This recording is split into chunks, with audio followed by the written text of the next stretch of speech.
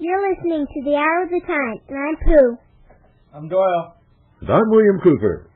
I pledge allegiance to the flag, to the United States of America, and to the republic for which it stands, one nation, under God, indivisible, with liberty and justice for all. Magic. Magic is real, ladies and gentlemen. I watched some of it last night on the Larry King Show. Oh yes, magic is real. Magic is the art of illusion. Magic is practiced by the magi, by the spin doctors, the propagandists, the liars, the controllers, if you will, and they've certainly got control. Something big is really afoot here. We have a president that needs to be impeached. And if the American people do not impeach him, then the American people have no credibility. They have taken a lot of steps to try and ensure that William Jefferson Clinton does not get impeached. If you were watching the Larry King Show last night, you saw, guess who? H. Ross Perot.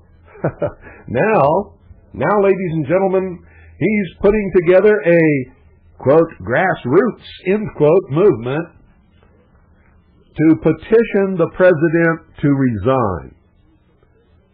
Resign? No, this guy shouldn't resign. This man has committed treason.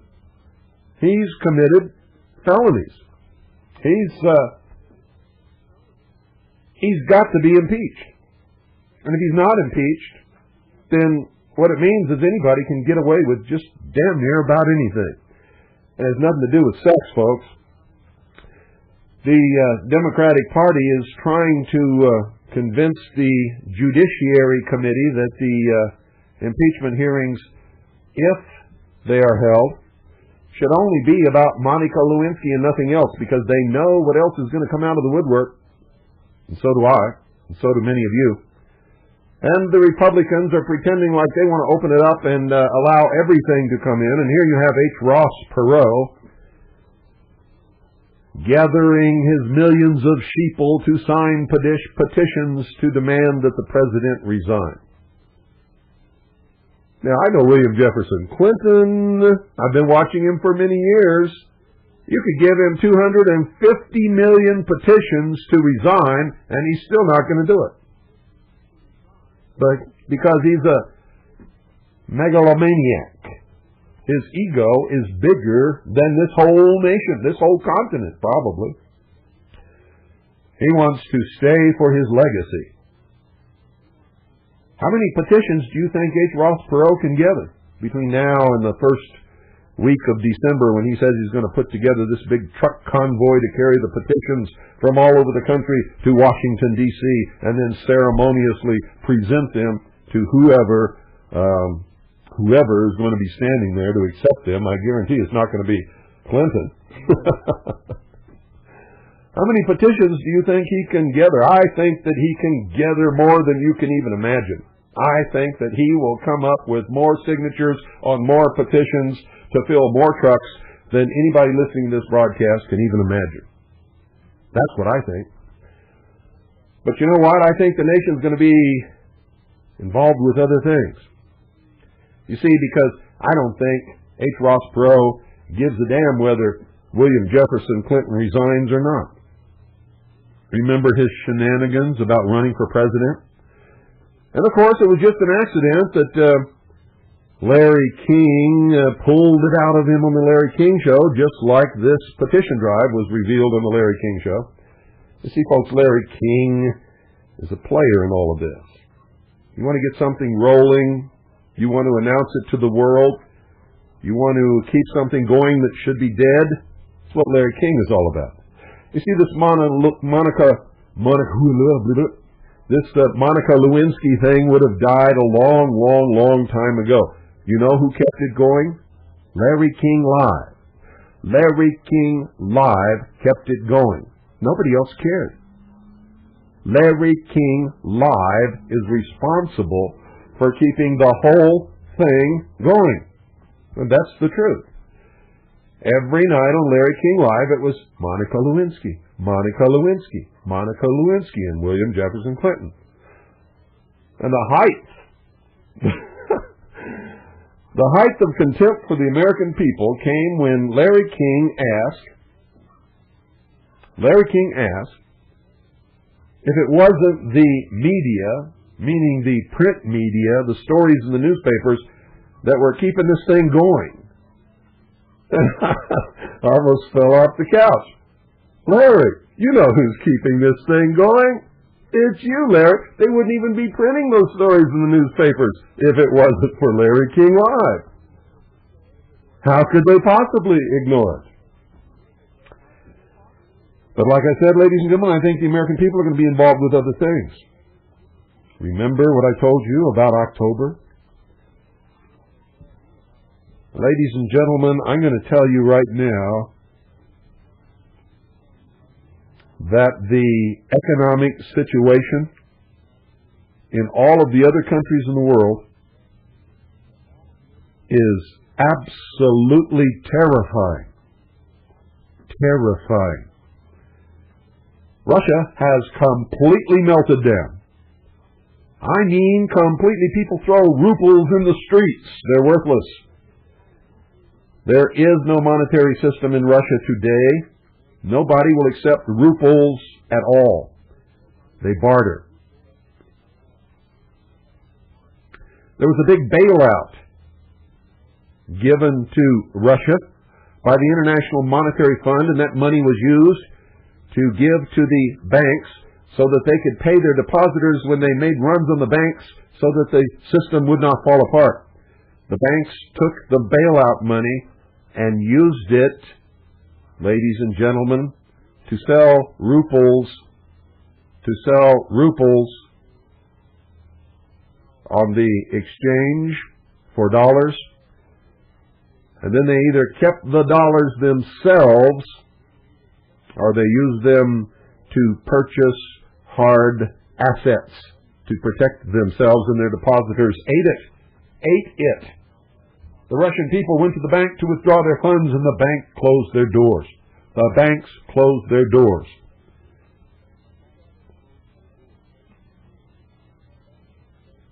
This is dangerous.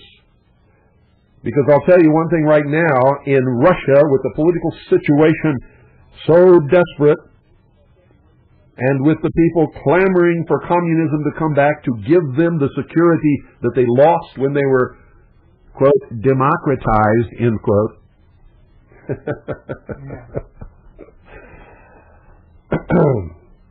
There could be a military takeover of that country at any time. At any time. Especially when the military has not been paid. Listen to me carefully. The military has not been paid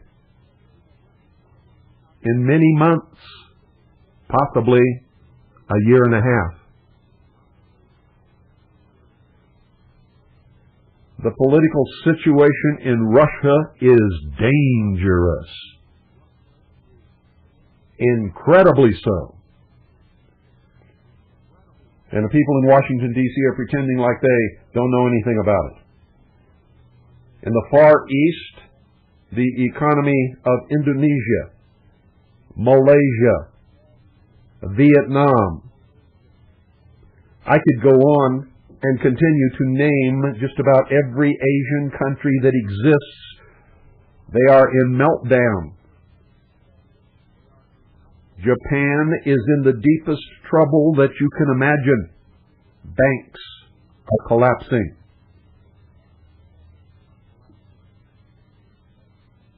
Nobody is repaying loans. The entire Asian economy hinges upon Japan. China is worried. I'm talking about the People's Republic of China, Communist China, is worried. They're trying to take steps so that they don't have to devalue their money, but they will. The yen is at its lowest point since the early 50s now, in comparison with the dollar. The European economy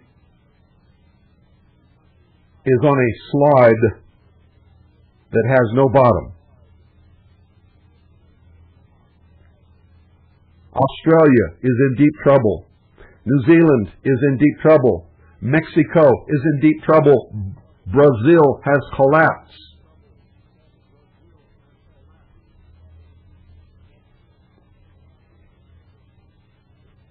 Now you remember the days when if Alan Greenspan just twitched his lip the wrong way, the market would dip 20 or 30 points?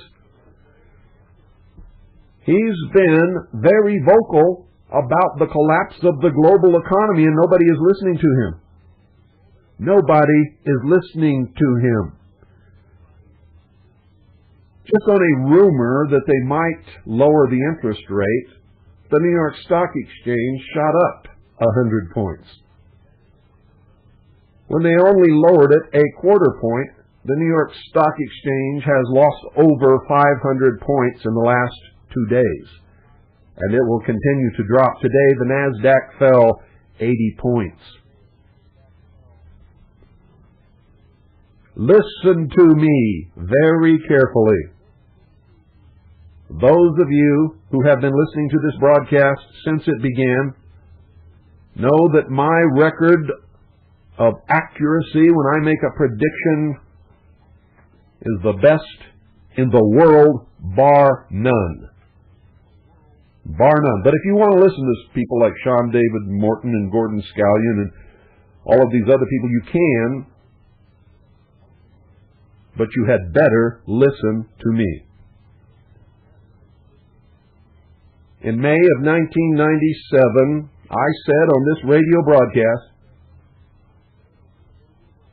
that the New York Stock Exchange would fall over 500 points on October the 24th of 1997, and it did. It did. I told you when that happened that it was the beginning of a worldwide economic collapse that had been engineered in order to level the playing field for the socialists in order that they might have their new world economic order, which is one world government. You're now hearing open talk about whether or not Alan Greenspan can save the global economy. You're hearing politicians openly discuss a global Federal Reserve Board. This is October.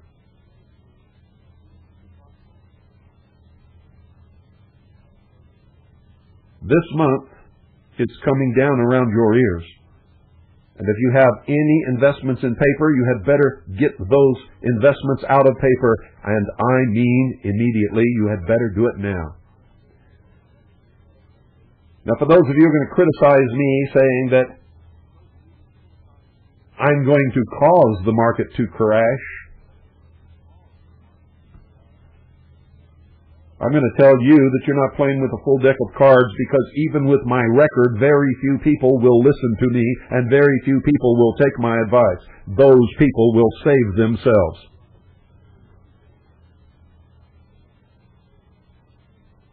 The rest of you are going to lose your butts over the next few weeks.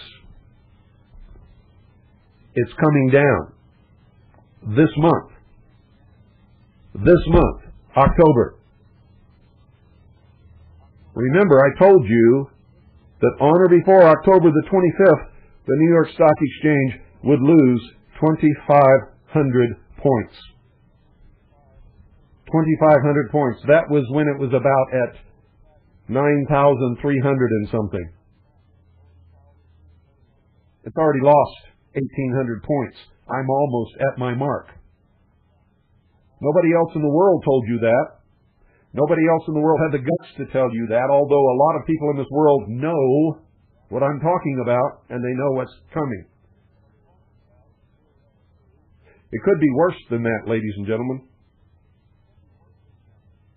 You see, in my predictions, I try to be a little conservative. So if you think 2,500 points is a lot, you're wrong. When I said it, the market was about 9,300 and some odd points.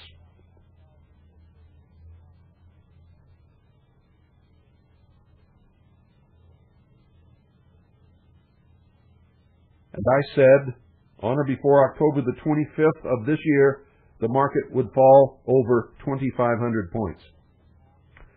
It's already lost over 1,800 points, ladies and gentlemen. I don't have much farther to go to be right again. And I will be right again this month. This month.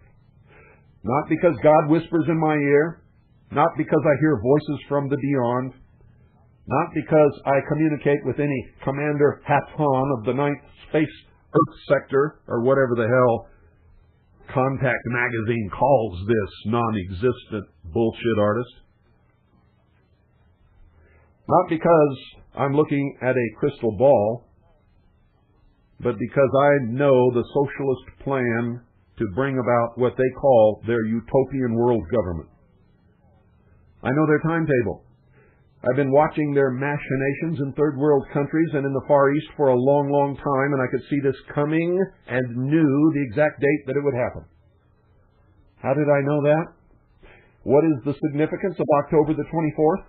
Well, if you study the history of socialism and communism, you will see that that is a very important date. An extremely important date. It is the anniversary of the October Revolution in the Soviet Union. It is the anniversary of the founding, the birth of the United Nations. And a lot more. But that's your homework. Research the date. And send me your papers for grading. Every significant stock market crash in the history of capitalism has happened on October the 24th. And I hear people all the time say, oh, what a coincidence. Oh, spare me. Spare me. It would be so tragic if it wasn't so funny. Oh, spare me. This year, October the 24th, falls on a weekend.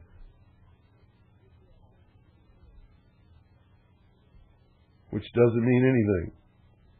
Except something significant will happen on that date.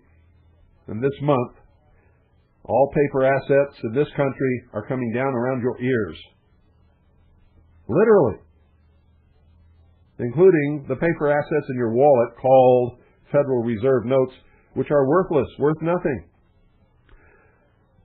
Now, I talk to people all the time who look at me and say, how can you say that? What do you mean worth nothing? I can go down and buy a car with this Federal Reserve notes. I said, no, you can't. You just think you do. That's why you get a certificate of title instead of the actual allodial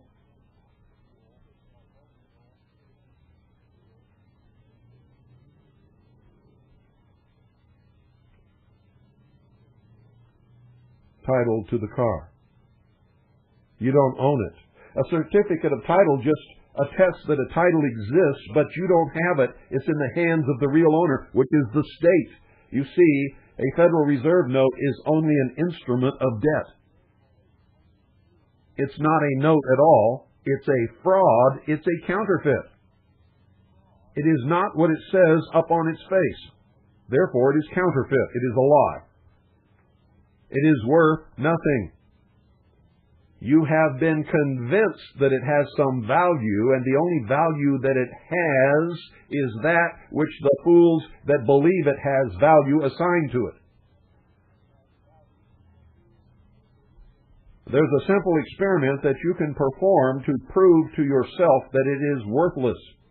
It is not backed by anything, and that is admitted by the Federal Reserve and the United States government. The Federal Reserve is a private corporation, not a part of the United States government. The only part of the Federal Reserve that is affected by the United States government is the appointment of the chairman of the Federal Reserve by the President of the United States. That's it. All of the member banks and all of the assets of the Federal Reserve are owned by private individuals or corporations, including the banks themselves. Lay down on your coffee table in front of you a $1 bill. For those of you that have any, most of you are running around with credit cards and checks. May not have seen a $1 Federal Reserve note in many years. Lay down next to it a 5, next to that a 10, next to that a 20, next to that a 50, and next to that a $100 Federal Reserve note. And then I want you to look at them and see if you can spot the difference in value between any of them.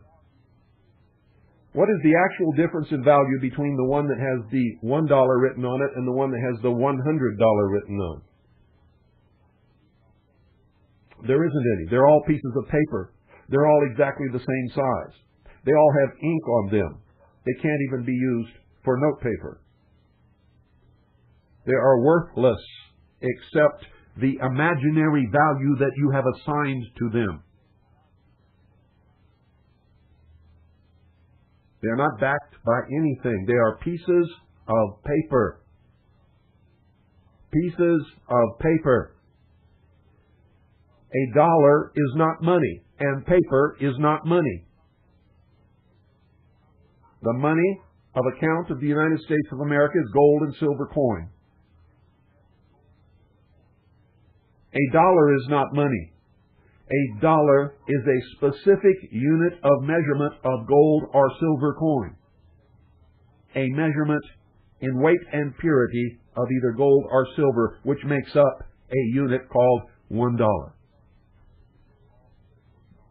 So when you look at those notes, the first thing you have to understand that is a note is a promise to pay something. There is nothing backing a Federal Reserve note, therefore it is not a note because the United States will not pay you anything for it. They will take it and exchange it for another Federal Reserve note, and that's as good as you can get. It is not a note.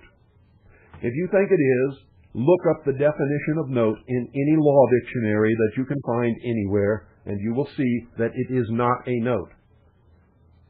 There is no Federal Reserve. There's nothing on reserve to back what they call Federal Reserve notes. There is no reserve, ladies and gentlemen. It's a scam. It is a lie. The Federal Reserve is not owned or operated by the United States government. Period. The United States government has no influence over the Federal Reserve Board except to appoint the chairman of the board. That's it.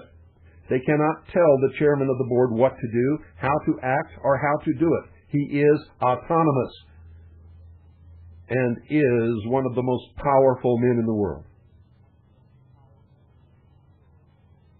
It is all coming down. It's over. And they'll use this as the excuse to cement the one world economic system. And if you look at the definition of government, it is an economic system. All governments are economic systems, ladies and gentlemen. Once a world economic system is instituted and a world Federal Reserve Board is appointed and in place, World government is a reality from that point onward. It's really a reality now, except you can't see it. Now, if you think I'm full of baloney, you'd better open your ears and start listening to what everybody is saying in Washington, D.C. and in the capitals around the world. You had better start listening to Alan Greenspan. You had better start listening to the congressmen on C-SPAN as they talk about this world global economic collapse. And you had better get your money out of paper investments immediately. If not sooner, you should have done it a long time ago. They're telling you the truth, and you're not listening. They're telling you how serious it is, and you're not listening. They are telling you what's going to happen, and you are not listening. I have been telling you for a long time, and you have not been listening. You had better listen now. Now. It's over. Within a few weeks, the middle class in this country is going to be the poor class, poverty-stricken.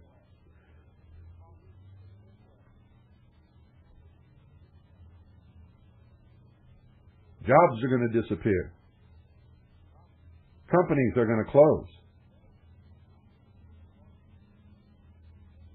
People are going to lose their faith in what they believe now is money, because it is not, and they're going to discover it very quickly. Haven't you ever wondered when you pay off your house why you didn't get the actual allodial patent title to that property? All you got was a warrant deed. Did you ever wonder about that? You see, if you pay for something with a notice of debt, which is backed by nothing and can be exchanged for nothing, you have not purchased it.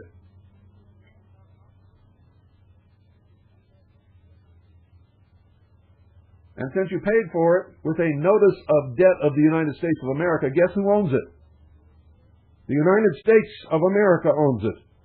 Or the state of Arizona, or the state of California. Wherever that real title resides. And it does not reside with you.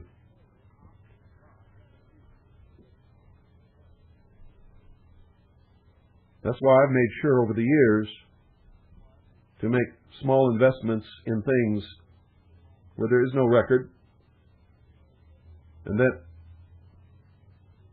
can be used as barter or trade or as real money, and that does not require a title or a deed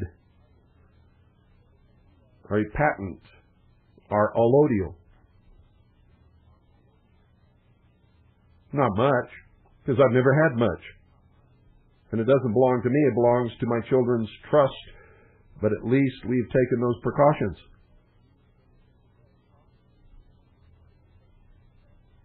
Most of you have been listening to us tell you this for years and have done nothing. You've done nothing to prepare. Even though you can look in history and see that all paper economies have always ended up in absolute failure, rampant, worthless inflation, where everybody became poor literally overnight, and the government began cranking out money by the truckload. And every time they created a new truckload, the money that you held in your pocket became less and less valuable. And it's not money anyway. Money must be a commodity, must have intrinsic worth of its own, separate from any value that anybody may hold in their imagination. Wheat can be used as money, but it has a short lifespan if it's not stored properly. Gold and silver coin last a long time and have a lot of intrinsic value within themselves. That's why they're money. Titanium, platinum can be used as money. toilet paper can be used as money if there's someone who needs toilet paper and is willing to trade you something for it. The same with coffee. If people are addicted to coffee, coffee can be used as money with those people. It cannot be used as money with people who do not drink coffee.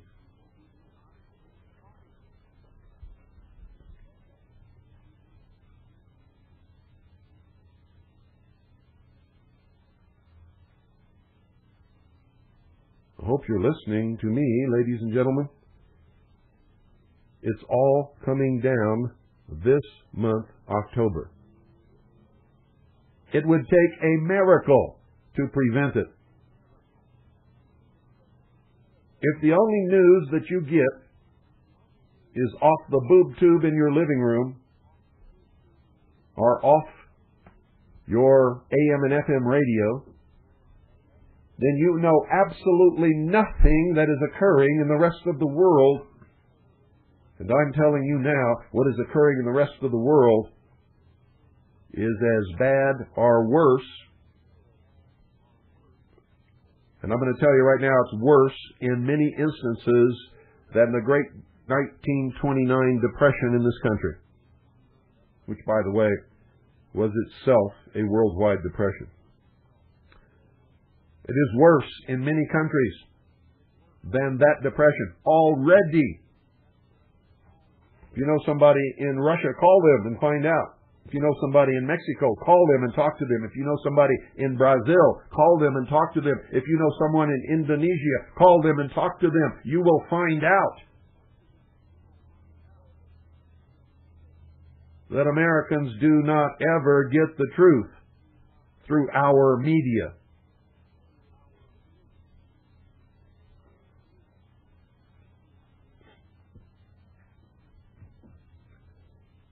It's bad news time. And everybody's walking around as if nothing is happening. As if nothing is happening. Call someone that you know in Tokyo, in Japan, and ask them what's happening with their economy. And they will probably break down and cry over the phone while they are preparing their sword to commit hara-kiri. The suicide level in Japan today is as high as it's ever been in their history.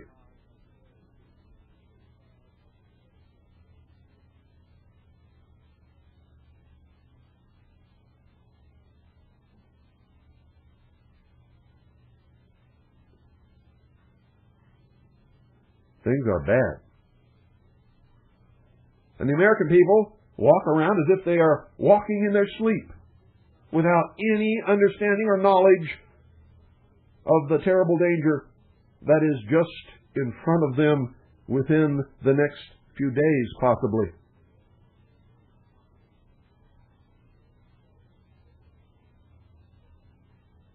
Why is it that if Alan Greenspan sneezed, the market would go up or down quite a bit?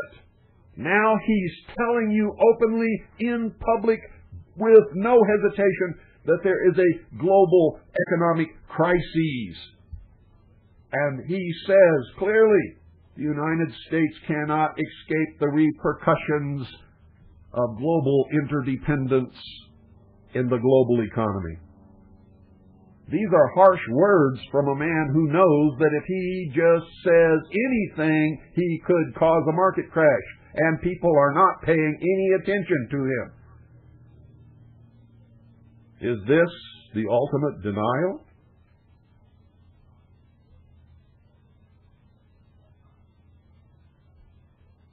Go back and read your newspaper accounts as to what has happened when Alan Greenspan has just hinted that there might be a slight increase in interest rates. And look at what happened on the market. Now he's telling you that there is a global economic crisis. Not problem. Crises. That the world is in trouble. That several countries have completely melted down. Their economy has collapsed. As I have warned you over the years, that was going to happen. You don't need a crystal ball if you know who's in charge and what their plan is.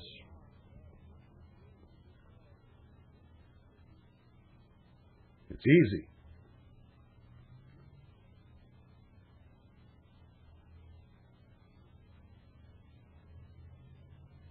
It doesn't call for panic either. It just calls for prudent, responsible preparation.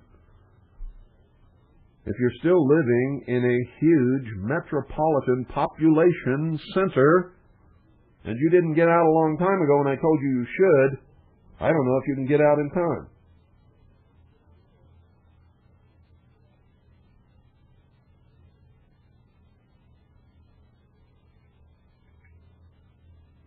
I do know you can make preparations. You can store food and water. You can make sure you have a source of spiritual renewal or sustenance. You can ensure that you have things that you can use for money. If you cannot buy gold or silver coin, and if you do, you should buy them in the smallest denominations and not collector's coins.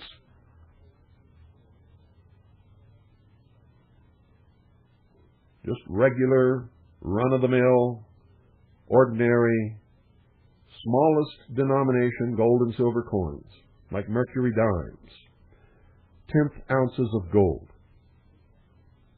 If you can't afford to do that, then buy things that you can afford, things that may not be available to those who must have them when things get really bad. You should have warm clothing. And you should have warm clothing for when that clothing wears out.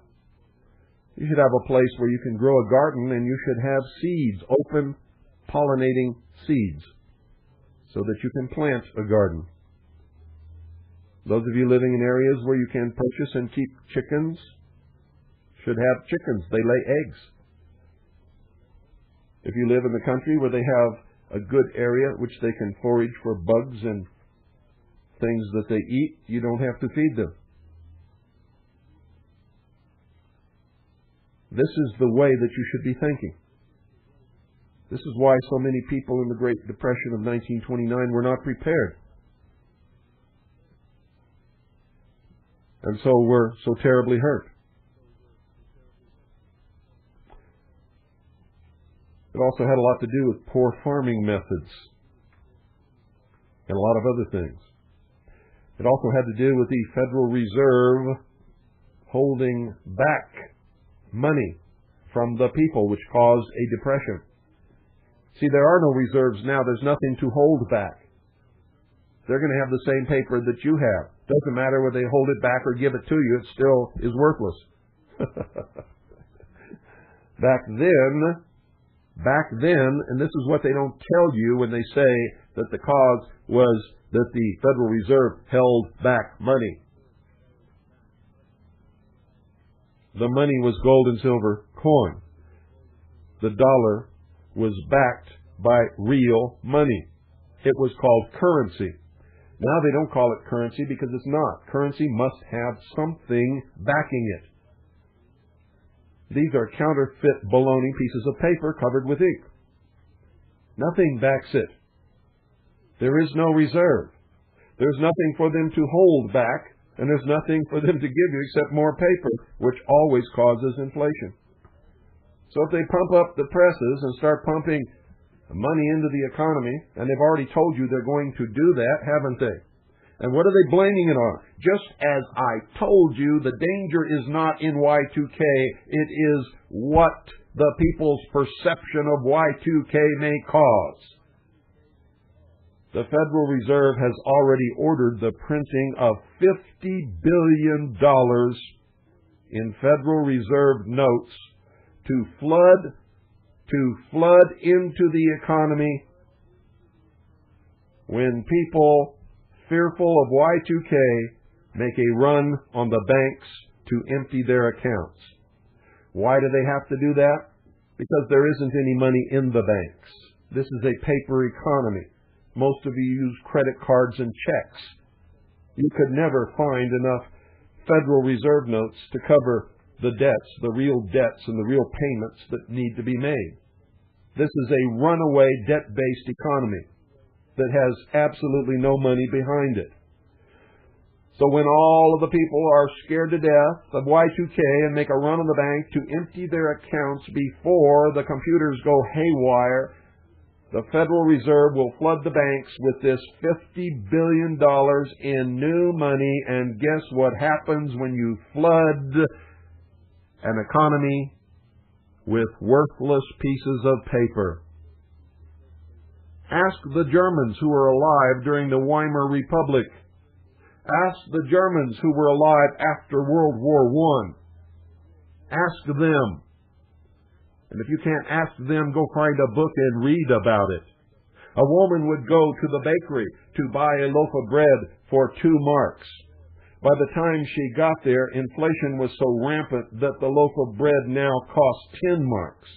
She would go home to get 8 more marks. She would come back with 10 marks and find out that just in the time she left the bakery and went home to get her money and come back, inflation had caused the value of that loaf of bread to go up to 25 marks. She could never go to the bakery with enough money. And so she never had a loaf of bread.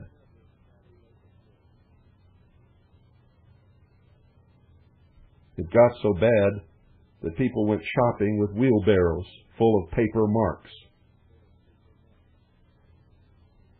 Now, some of you are probably laughing and saying, oh, he made that one up. No, I didn't make it up, ladies and gentlemen. It is a fact. A fact. So you see, all of you are running around worried about Y2K. It's not Y2K you have to worry about. It is the effect that the propaganda about Y2K is going to have on the sheeple of the world. That's what you have to worry about. Y2K is not a problem. I told you that. And even if it causes some things to go haywire or shut down, they will be started back up. Ricky-ticky, I guarantee you, and the problems will be solved as quickly as possible wherever they may occur. Most of the problems concerning Y2K have already been solved, have already been taken care of, are of no consequence whatsoever. But the panic caused by the panic spreaders, many of them masquerading as good, patriotic, and religious Americans, but who are really operating in furtherance of the Hegelian dialectic to furnish the antithesis which will cause a great crisis, a catastrophe, and out of that will come a synthesis which I guarantee you is not going to be good for any of us.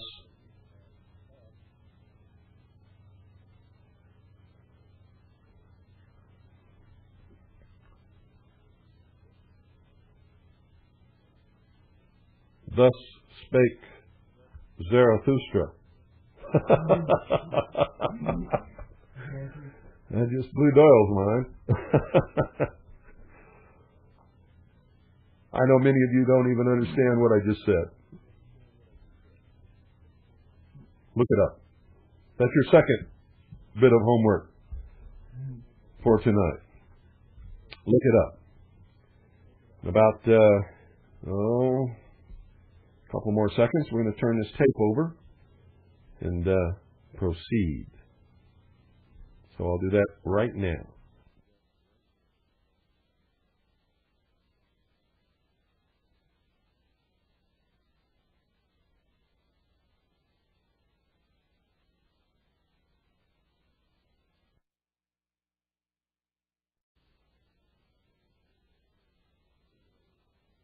Thing that I did.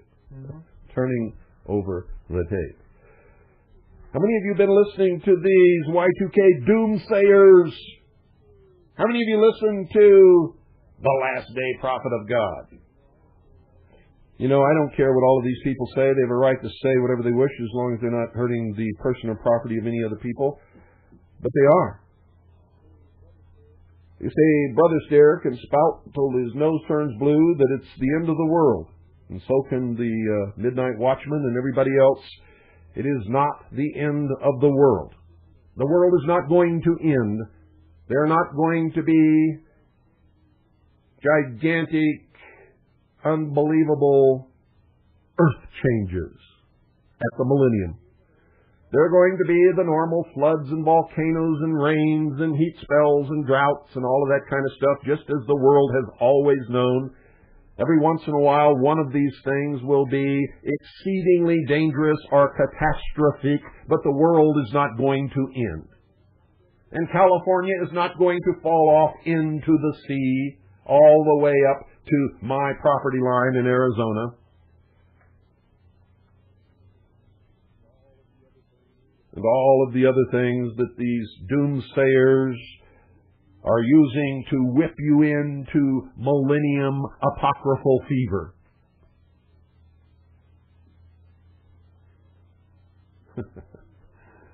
And all of you running around saying that you don't have to get involved in anything or care about anything because Jesus will be here tomorrow, you are wrong.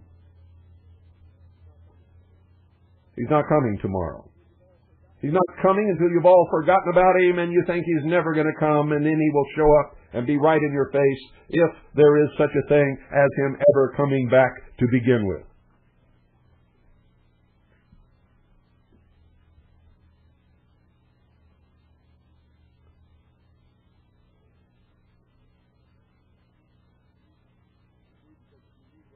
You see, because if you read what He says,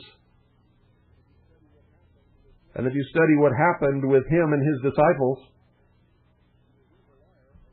either He's a liar or He's already been here.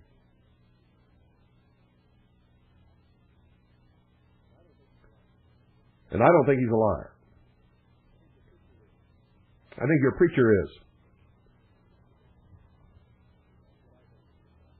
That's what I think. Everybody quotes everything in the Bible except what Jesus Christ said in the Bible, the words written in red. They never read those. They never read those. Nobody ever quotes those words. And those are the only words that I read. You see, I don't read any of the other ones. Isn't it amazing? That doesn't mean that I'm right. Doesn't mean that you're right or that you're wrong. It just means, ladies and gentlemen, that everything is cockeyed, screwed up, and everybody's running around spouting off stuff they don't know anything about. And they've got people stirred up like Art Bell does every night in mass hysteria and full-blown panic. And you know what? I wanted to stay up and hear the evolution of Sean David Morton, from the simpering little wimp son of Satan that I first met back in 1989, to the great con man that he has become. And I couldn't do it. I was too tired, so I went to bed and I didn't hear a word he said. So when we opened the phones, whoever of you listened to Art Bell, I would like to hear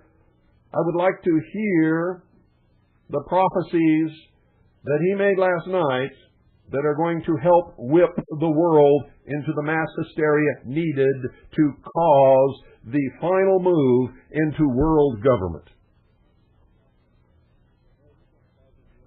And no, he's not causing world government. He's just one little ripple on the pond that is building into the big wave that's going to carry us there.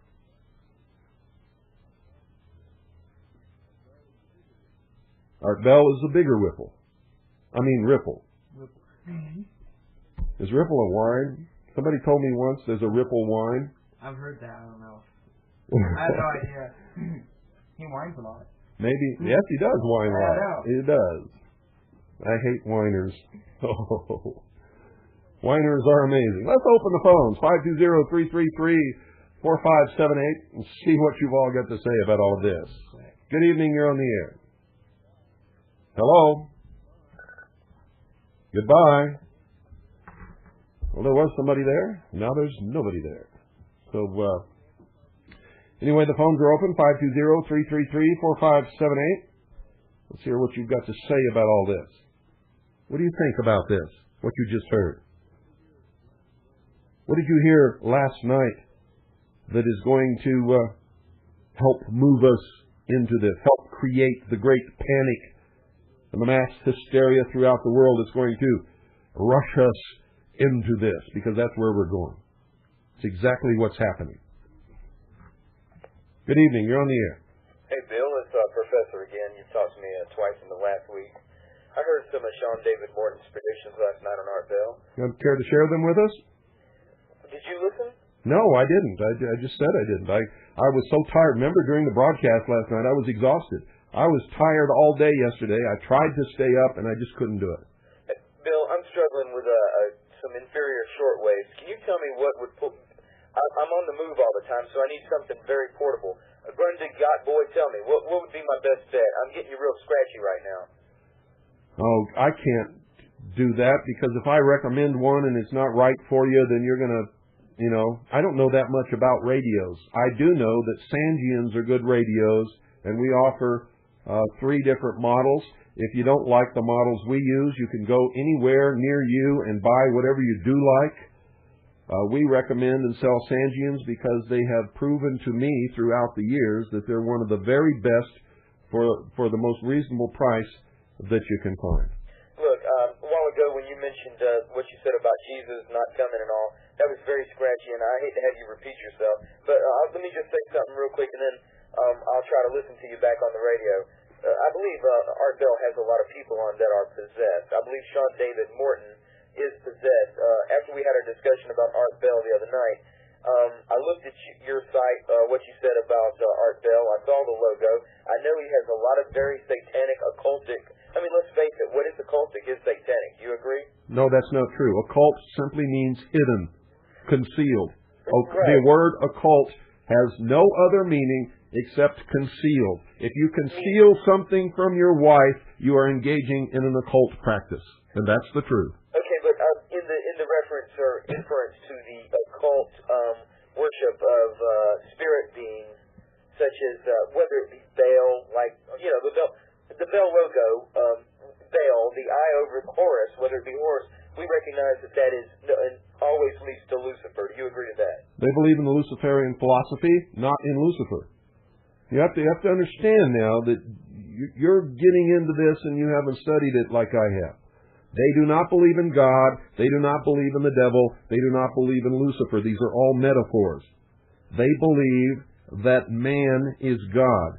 Through the use of his intellect, he will conquer life, the universe, and be able to live forever and do anything. That's what they believe. They are secular humanists, and that is their religion. Well, in so many of their writings, they make contact with... if you heard... No, you're reading an esoteric text, and you're interpreting it in a literal interpretation, and you cannot do that. You don't understand the language. So you believe there is no beings? There are... That's not what I said. I said this is what they believe. It doesn't matter what I believe. It matters what they believe, because whatever they believe will affect us. You understand that? I sure do. What they believe affects us because they are pushing forward their agenda. Yes, and they have the power to do it. They are in the places of power. I'm just trying to fill in a gap here. I know so much of... I understand so much of what you always say. I'm just trying to fill in a gap here for my own consumption. Reading an esoteric text without understanding the language and interpreting it literally is like going to Greece and never having learned the Greek language and thinking that you know what two people are saying when they're having a conversation in Greek. I'm telling you, you don't. Well, the text I place above all is the Bible, and the God I place above all is Jesus, in whom the Holy Spirit will be given in those that believe, and will give them spiritual discernment. My question for you, Bill, are there demons roaming the earth right now, and Satan seeking whom he may devour? Are there spirits in which we must battle, not a battle which is not against flesh and blood, but against principalities and powers and rulers, spiritual wickedness in high places, and rulers in darkness? Let me put it in a way that everybody listening will understand it. I believe that the battle we are engaged in is the ages-old battle between those who believe in God and those who do not. It is a spiritual battle for the soul of the human being. Okay, I'm sorry about that ringer. That's all right. Okay, so are there any demons roaming the earth, or any spirits roaming the earth now, in your opinion? I have no idea. I've never seen one. Well, okay. I believe that there... one, your opinion may change then drastically. It could, yes. Or if you felt one, your opinion may change drastically. Well, what do you do with people like Bill Schneblin and say Doc Marquis, and so many of these people that have come out of the occult, high-ranking, well, you know, they achieved high ranks in Luciferian worship. They say. So you Bill, you don't miss a beat. You get around to challenging everybody, and that's. I have to challenge everybody because you must, at some point in your life, learn to think, or you are doomed. Well, you know. They say. I can tell you from my study of the Illuminati, they do not and have not ever worshipped Lucifer. They worship the light. Lucifer, the metaphor. The fire. And it all is a metaphor for intelligence, the mind of man. That's what they worship. Bill, this has been very, I hate to say the word enlightening, but... That's why they're called the philosophers of fire. I see a unity in all of that. I see such a unity. You're damn right. How can these men be that united unless there was a spiritual glue, if you would, a spiritual adhesive that holds this whole mishmash together? There is a discipline. No. You're asking to understand in a couple of minutes on a phone conversation what it took me 26 years to learn, and I'm going to tell you can't do that. You have study ahead of you. Bill, I have been attacked by demons, and I have defeated them in the name of Jesus Christ. They have left me alone. They were on top of me, holding me down, and I could not move nothing but my head. I don't know anything about that. I can tell you this, I cannot accept your word of it, except that that's what you're telling me is your experience. Neither am I saying that you're lying to me. What I'm telling you is this never happened to me. There is no scientific evidence of it. I cannot validate what you're saying. And if that's what you want me to do, I cannot do it and will not do it. Each man in his own experience must, come to what it is he's supposed to understand. Well, look, you've enlightened me a great deal in my life, and since I've come across you since 1995, and I am grateful. What you have done is started that fire in a lot of people that got them to thinking, looking, doing their homework. Now, see, a lot of people out there who don't know that we just discussed the meaning of fire think that you're talking about striking a match and lighting some paper, and you're not. And that's exactly, right. You see, right. They're doing with what you just said with what you do when you read the esoteric texts of the mysteries. Well, I basically have just confined my study mostly to the Bible, and with that... Can't do that. If you don't study your enemy, you can't fight the battle. You don't know who he is, what he believes in, where he is, what weapons he uses, or anything else. You're lost on the battlefield. You don't even know where the fighting is at. But, Bill, you're talking to a man that has battled two demons. Well, I personally battled two. I'm not talking about battling demons. I'm talking about battling in this world for the freedom of mankind. I'm talking about for the future lives of your children. I'm talking about doing the right thing, rooting out and discovering and destroying the evil in man's machinations that would enslave humanity. Bill, on my website I have a quote right out of the Bible. It says, "Where the Spirit of God is, there is liberty." Where that Spirit of God is, there is liberty. Tell that to the Christians who believed in God and had the Spirit of God with them and were thrown to the lions in the Colosseum in Rome. I think that they would give you a different story as they were torn limb from limb and devoured in front of your eyes. And it's not dead yet, Bill, and there'll be plenty more of that going on. Well, I don't know about that. In Elberton, Georgia, there'll be plenty more of that going on. I've been there and seen where sacrifices will be carried out, I would say, in the near future. And I believe your timetable for many of the things you say is pretty much on time. The coming economic destruction is now. It's probably, it hit me like a wave. I told a man standing here, he was an Indian, right in front of me, I said the stock market will fall 500 points this July. It was July 3rd. I said before the end of July, it will fall 500 points and will fall a great deal after that. It just hit me like a wave. I have the Holy Spirit. You there, Bill? Yeah, I haven't gone anywhere. I heard a click.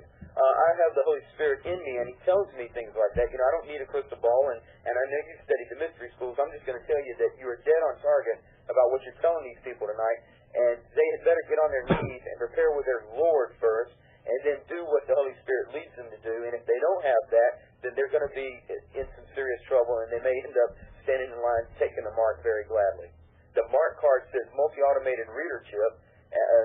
That's your mark, and the Beast Battle Engagement Aerial simulation tracking. Isn't that what it's called? No. What's it called? Battle engagement? No, but that's what a lot of these silly publications... Have you ever worked with Norio Hayakawa? I know Norio Hayakawa. I know you do, but I mean, have you ever worked with him? In other words, did you ever do a project of any type with him, like Anthony J. Hilder? Yeah, I've worked with him. Hold on. And I know Anthony J. Hilder, too. Right, I met him in... Hold on. Yes, sir. You're listening to WBCQ, Monticello, Maine, USA. Now you may continue. I'm sorry. Anyway, I met him in Atlanta at a Voice of Liberty Citizens Constitutional Georgia meeting. Rick Tyler was hosted him there. But, he's done a lot on the Mark card and the Beast computer and all of the... I've seen all this stuff. It floats around the Patriot community like crazy, whipping people up into millennium apocalyptic fever, and everybody's running around like a chicken with their head cut off, doing everything except what they're supposed to be doing. Do you believe there will be a literal mark of the beast bill? I'm not worried about that. If there is, I'm not going to take it. Why should I worry about it and spend my time running around in panic because there's some mark of the beast? Well, I'm not involved in it. I would contend Anthony J. Hilder is one of the leading experts on the coming... Anthony J. Hilder is a friend of mine. He's Right. also a sensationalist. Anthony J. Hilder has never researched anything that he has ever said on his radio show. I know him. I like him in my personal life. When he gets in front of a microphone, I could kick the hell out of him for some of the things that he says without ever even doing 1 second of investigating. He's a hell of a nice, very kind man. But he is irresponsible in his reporting of what he gets on his fax machine. Bill, I know you're out there all alone and everything, and I'm not all alone. you've cut a lot of people off in your time. You've cut a lot of people off, and I just hope that your heart is softened somewhat, because a lot of people are fixing to get hurt. And I do not feel sorry for them one bit. They have had warning for many, many years. I can do nothing to stop the sheeple from getting hurt except what I am doing, and I have probably done more than most who have ever lived to wake them up and steer them in the right direction.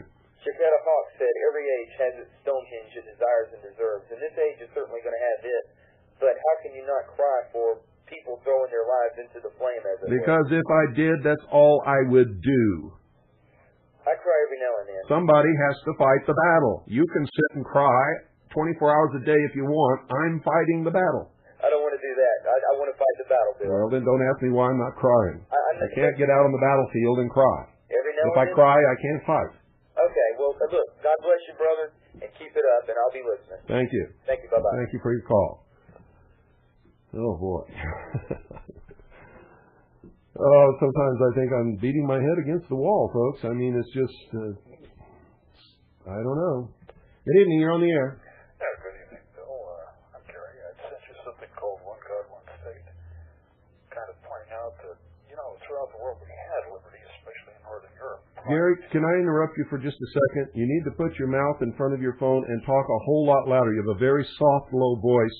Okay, my apologies, sir. Is this better? That's much better. Okay, pointing out that we had liberty, village level, decentralized, do your own thing as long as it didn't hurt somebody else kind of liberty, bear arms, real money, real barter kind of liberty, prior to the advent of Semitic monotheism and its spread throughout our world. What do you mean Semitic monotheism? Well, sir, I mean that most of your callers and most folks I meet in the Constitutionalist or Patriot movement unfortunately try to filter every blasted thing through the Bible, not realizing that it was a confluence of plotters at the Nicene Council who left out as much stuff as they put in. I've told them that on many episodes of this broadcast, and they just don't seem to want to listen. I've got some of your tapes on it, and they're excellent. And they don't want to deal with those paradoxes. They're looking for really simple answers. And the fact is, the universe is not, in my opinion, I'll just throw it out here for what it's worth, ruled by one dictator who's got everything right. It's ruled by a whole bunch of different forces.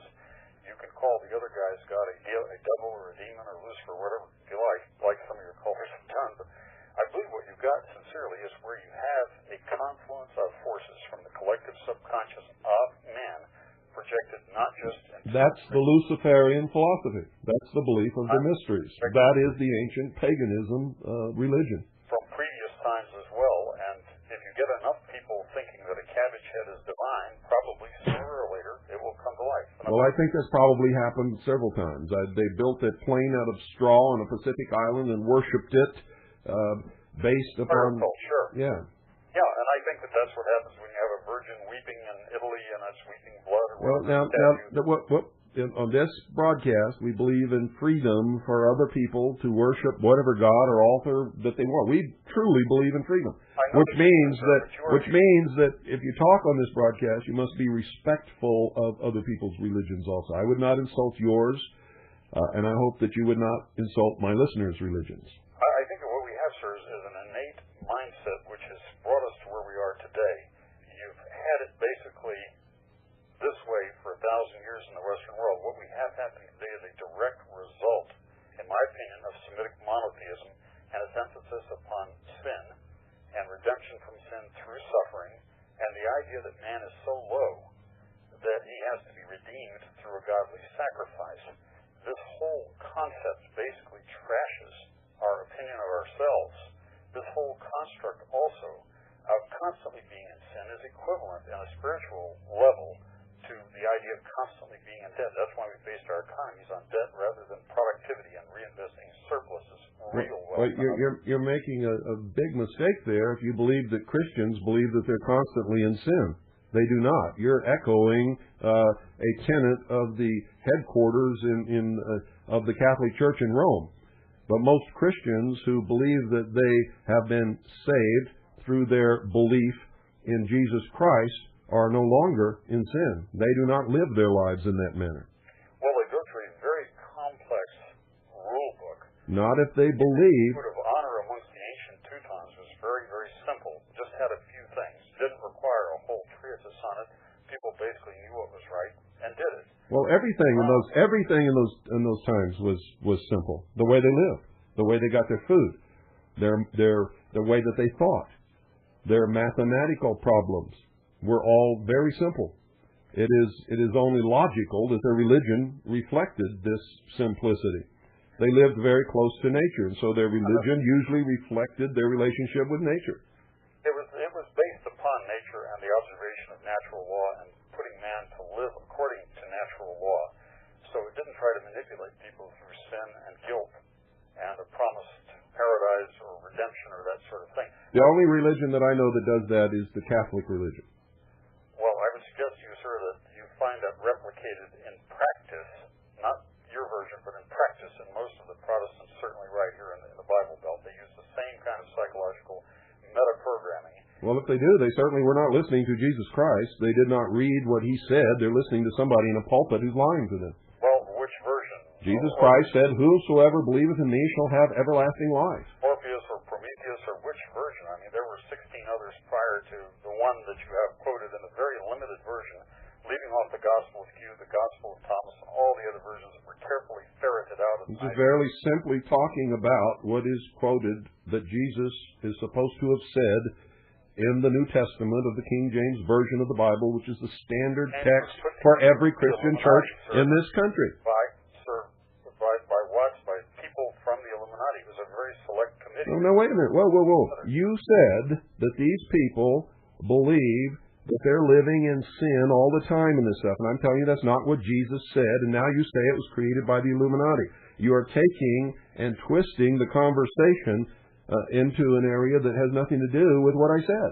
Well, I understand where you're leading with that. I'm simply saying that... I wasn't leading anywhere. I was just telling you that if someone is a true Christian and reads the words of Jesus Christ, they do not and cannot believe that they are living in perpetual sin. That's all I said. I'm saying that it's been very carefully selected. We don't even know what words there were, or even if there was such a... Just like Paul Bunyan is not a historical figure. If enough people talk about it enough, repeated it enough, and carefully filtered out enough versions, we might actually arrive at some point 1,000 years from now in a worldwide belief in Paul Bunyan. And that's exactly what religion is all about. You see, whoever believes in wood nymphs and believes in tree gods is doing the same thing that someone else does when they bow down to a bronze statue of Buddha and worships that statue, which I know they don't really do, but that's the interpretation a lot of people give it. They're just bowing in respect to the memory of the man who gave them the way of life that they follow. But all religion, listen to me, you're talking about religion as if it's supposed to be based on fact, and it is not. Religion is called religion because it is based simply upon an article of faith, that people believe something that cannot be proven to be true and cannot be proven to be false in most instances. And you believe in liberty. I've read some of your works. I know where you're at on that, like your pale horse document. Clearly you're upset by people who don't believe in it. And that's the bottom line. Don't believe in what? Pardon? Upset by people who don't believe in what? In liberty. You're damn right I do. That's right. And what I see to the constitutionalist and libertarian and especially the constitutionalist circles, the patriot circles, is the kind of forced state religion. I guarantee you if there were, and I hope there isn't some sort of bloody revolution here because I think everybody's going to lose if there were, but if there were tomorrow, between the forces of the so-called New World Order, the George Bush types and so on, and their UN troops, and the guys out on the mountaintops in camouflage and the militias, it wouldn't matter as far as liberty goes which side won. There won't be any liberty either way. The folks I know around here that are in the militias basically would put a gun up to my children's head and say, okay, pray or you don't eat, pray or die. I would say in answer to your statement that you don't know those people, you are reflecting what you have seen on your television set. People that I have met, sir, personally and have known around here, people you meet at gun shows, people you meet. And you're taking your experience with one or two or three people, and you're saying all of these people are that way, and I'm telling you that you're wrong. Anyone who believes in the Constitution for the United States, who says that they are a constitutionist, cannot believe in a theocratic religious government. Read the website Yellowstone. I don't need to read the websites. There are a lot of intentional, dead-end people who call themselves patriots who are not. People who call themselves constitutionists who are not. Who are serving the Hegelian dialectic to help this whole process come about. And that's what I'm trying to warn you all against, and you fall right into it and make a statement like that, which is the same thing as saying all Jews are out to kill all Christians, and it's a lie. I never said categorically, Mr. Colonel. You did. You said all these militia and constitutionists and all of these patriots are all the same. You said it right here on this broadcast. Said the guys I've met around here don't have a program for liberty. They just have a program for their own viewpoint as opposed to Washington's. I don't see their reliance on liberty or the Constitution. You may know some people who are like that. I know some people who are like that. Whenever I see them, I call them on it. I tell them, you're not a constitutionist, and you don't believe in liberty.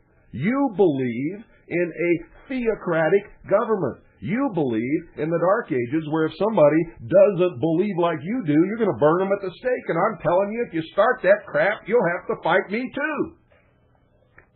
Why don't you tell them that?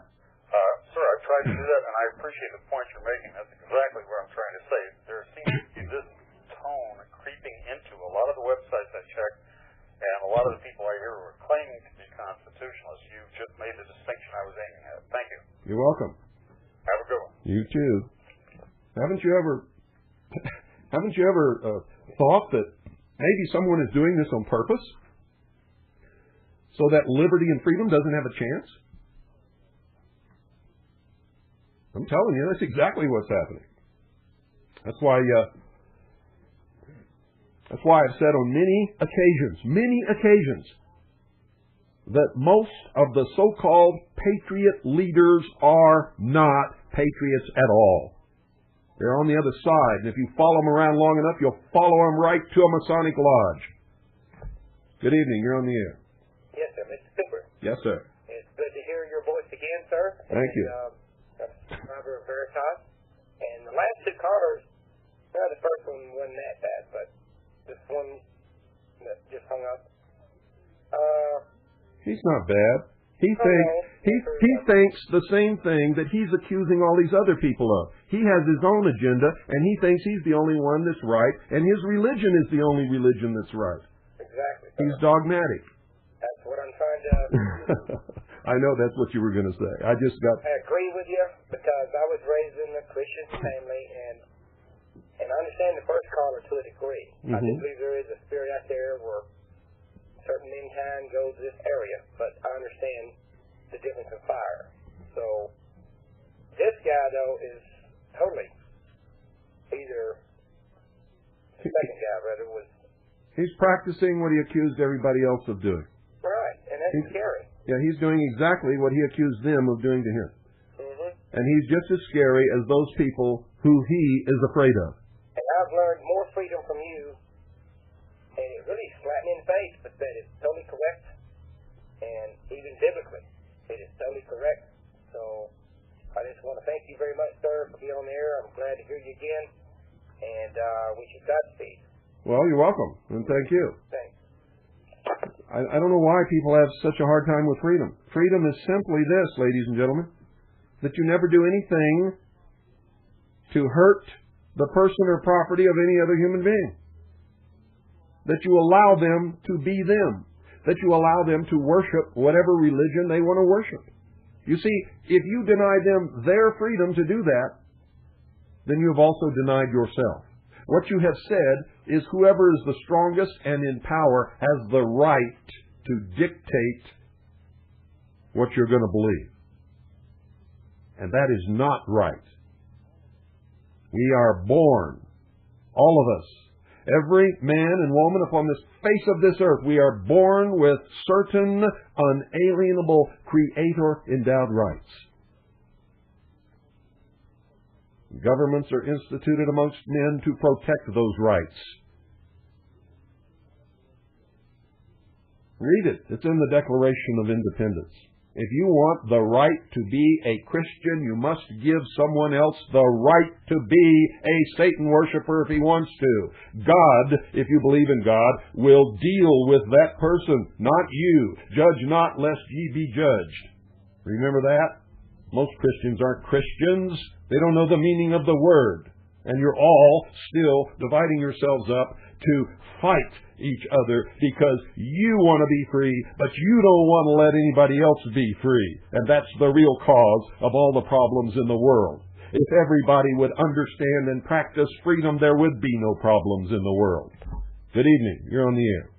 Yes, this is Carl from Pittsburgh. Carl, can you put your mouth in front of your phone and please talk loud?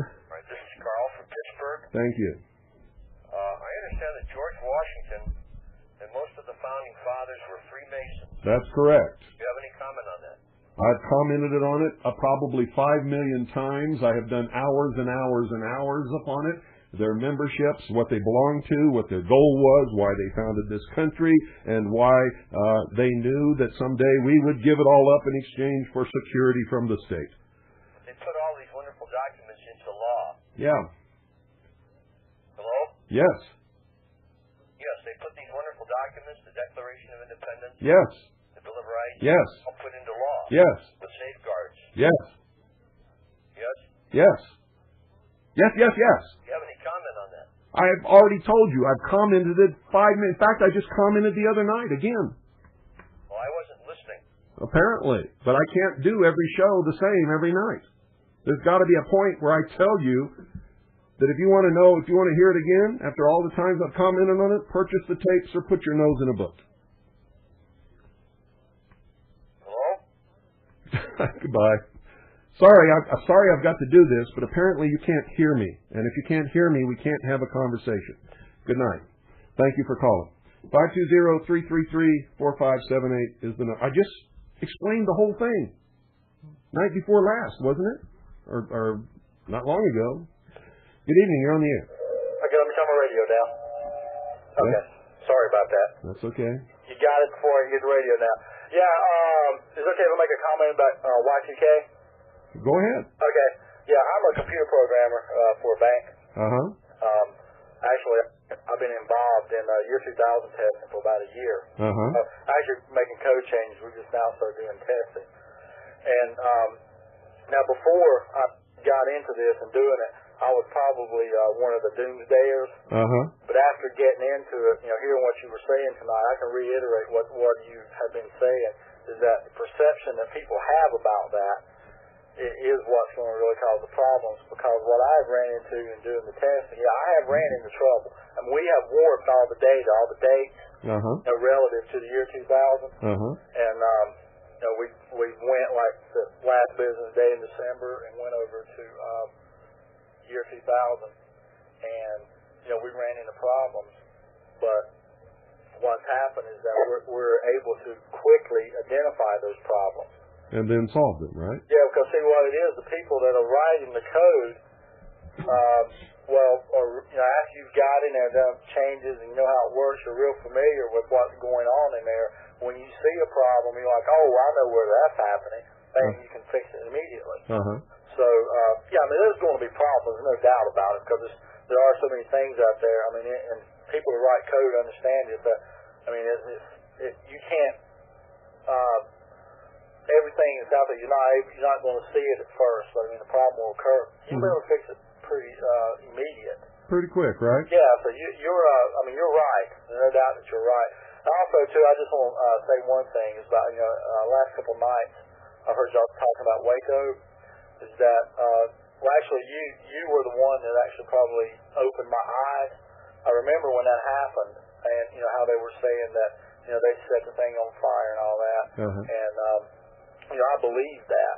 But I heard you in my local area here, which is around Charlotte, North Carolina, I heard you on an FM station here in the morning talking about that, talking about how, I think WWCR got burned, and you were telling the things that you knew. I was sitting here going, I've always been open-minded, and I was like, well, wait a minute, what's this guy saying? So I started looking, and then, you probably know the rest of the story. I've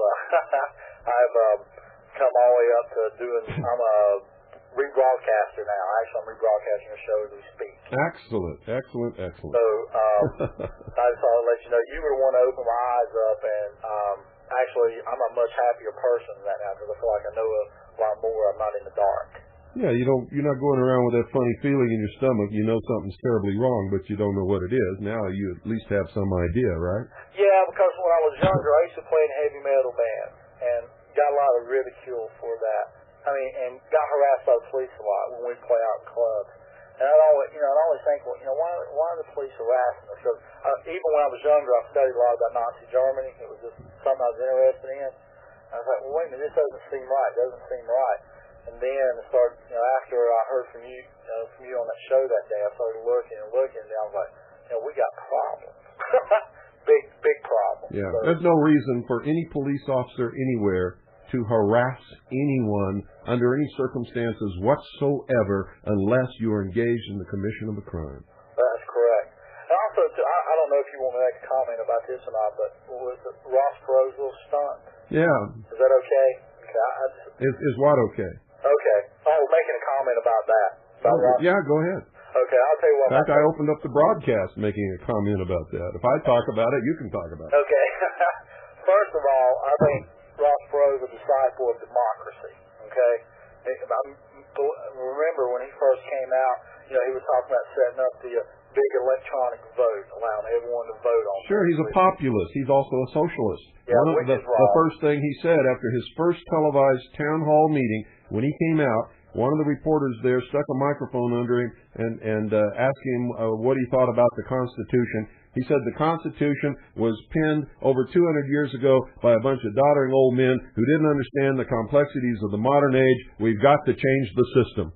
Yeah, didn't he mention... That's a direct quote, exactly word for word. But didn't he mention one time we need to change our government to a parliamentary system? Yes. I remember him saying yes, that. He is a socialist. I'm telling you right now, Ross Perot is not on our side. Oh, yeah. And it should tell you something when he admits that he's a populist. Yeah. The Populist Party grew out of the attempts by the socialists to unionize farmers in Kansas back in the days of the early unionizing attempts in the agricultural area. Okay. Populism is socialism. Yeah. And that's going to make a lot of people at the Spotlight mad, but it's absolutely true, and that's why I've been telling you don't read the Spotlight unless you're going to read it in an open, objective manner and not believe everything that they tell you. Yeah, the first time me and my wife looked at Spotlight, we kind of labeled it Patriot Inquirer. That's the way we viewed it. Well, it's not patriotic. It's socialistic. It's populist. Anything that's populist is socialist. But one thing like See, with a lot of the enemy masquerades under this name patriot or constitutionist. Yeah. They are not. They don't even know the meaning of the word. Yeah, exactly. Well, one thing I want to say about this whole Ross Perot thing, and also to do with the rest of the country, is that he's doing this in his petition but bottom line is it doesn't matter what the people think. The Constitution defines why the president should be impeached and who is to do it. What the people think, it doesn't matter here. That's part of the great democratization of America, which will rush us straight into socialism. And I think if the Congress sits back and lets the opinions of the people drive whether or not they're going to impeach him, our democracy, our republic is almost gone already, and when this happens, it's the final nail in the coffin. Well, it is almost gone. I don't even know if there's any of it left, to tell you the truth. Yeah. And I think we may have just a small remnant, but that will be the final nail in the coffin. And despite because they're going on what people think. Yeah. And I read through the Constitution the other day. I couldn't even find, maybe you can correct me because I'm sure you're more versed than I am. But I couldn't even find in there where it said the people even vote for the president to begin with, the electors. They don't. The people don't vote for the president. They vote for the electors. Yeah, but I don't even see in there where the people are even supposed to vote for the elector. Well, they don't have to. Yeah. So has nothing to do with it. That's why I've been telling people for years. Well, their perception of what happens is not reality at all. Yeah. If they just read the Constitution, they would be able to maybe figure it out if they understand English. And didn't they base a lot of this on Plato, what Plato thought a republic should be? He didn't feel that everyone should have a vote. We had representatives, because majority of the people out there don't have the common sense to run a government. That's why we point to you we feel are better suited for that. Yeah, and it should not be elected officials either. Oh, really? Not by the people, no. Who do the people elect? Joe Blow, who runs the used car lot. What the hell does he know about running a government? Yeah. Our founding fathers set up this country to be run by statesmen, and they set it up so that the people could be elected to take turns to go to Washington and sit in Congress for 1 or 2 sessions and come back and run their homes. They never dreamed that there would be such a thing as a professional politician. Yeah. They never even dreamed of that. And there was not supposed to ever be senators elected by the people. See, these things are slowly changed gradually over the years to propel us into democracy, which always falls into an oligarchy and then into socialism or dictatorship. And then, if you notice, a lot of people, I don't know, some people notice this, but when the Federal Reserve was instituted, around the same time the senators, the Constitution was changed, a lot of people to elect the senators instead of state legislatures. It all kind of fell in place. Yeah. The two major, and you'll notice that these numbers have occult significance. The first major step to destroy the nation was made when the Civil War began. The second was in 1913. The third was 1933. Yeah. Well, Bill, I'm going to get off here and let someone else call, but good talking to you, and glad for you. Thank you. Okay, man. You have a good night. Glad for me. What I do? I don't know why he's glad for me. I haven't. Did I get a new car and don't know about it or something? 520-333-4578 is El Numero. Good evening. You're on the air. Hello, Bill. How you doing? I'm doing fine.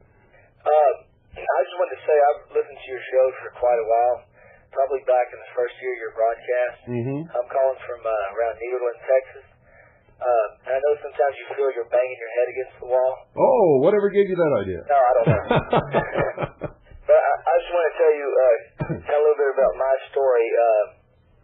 You kind of, I don't know, catch on to your broadcast, listening. It made me, study more. I ended up going back to school and I became a teacher. Let me interrupt you for just a second. I got to change this tape.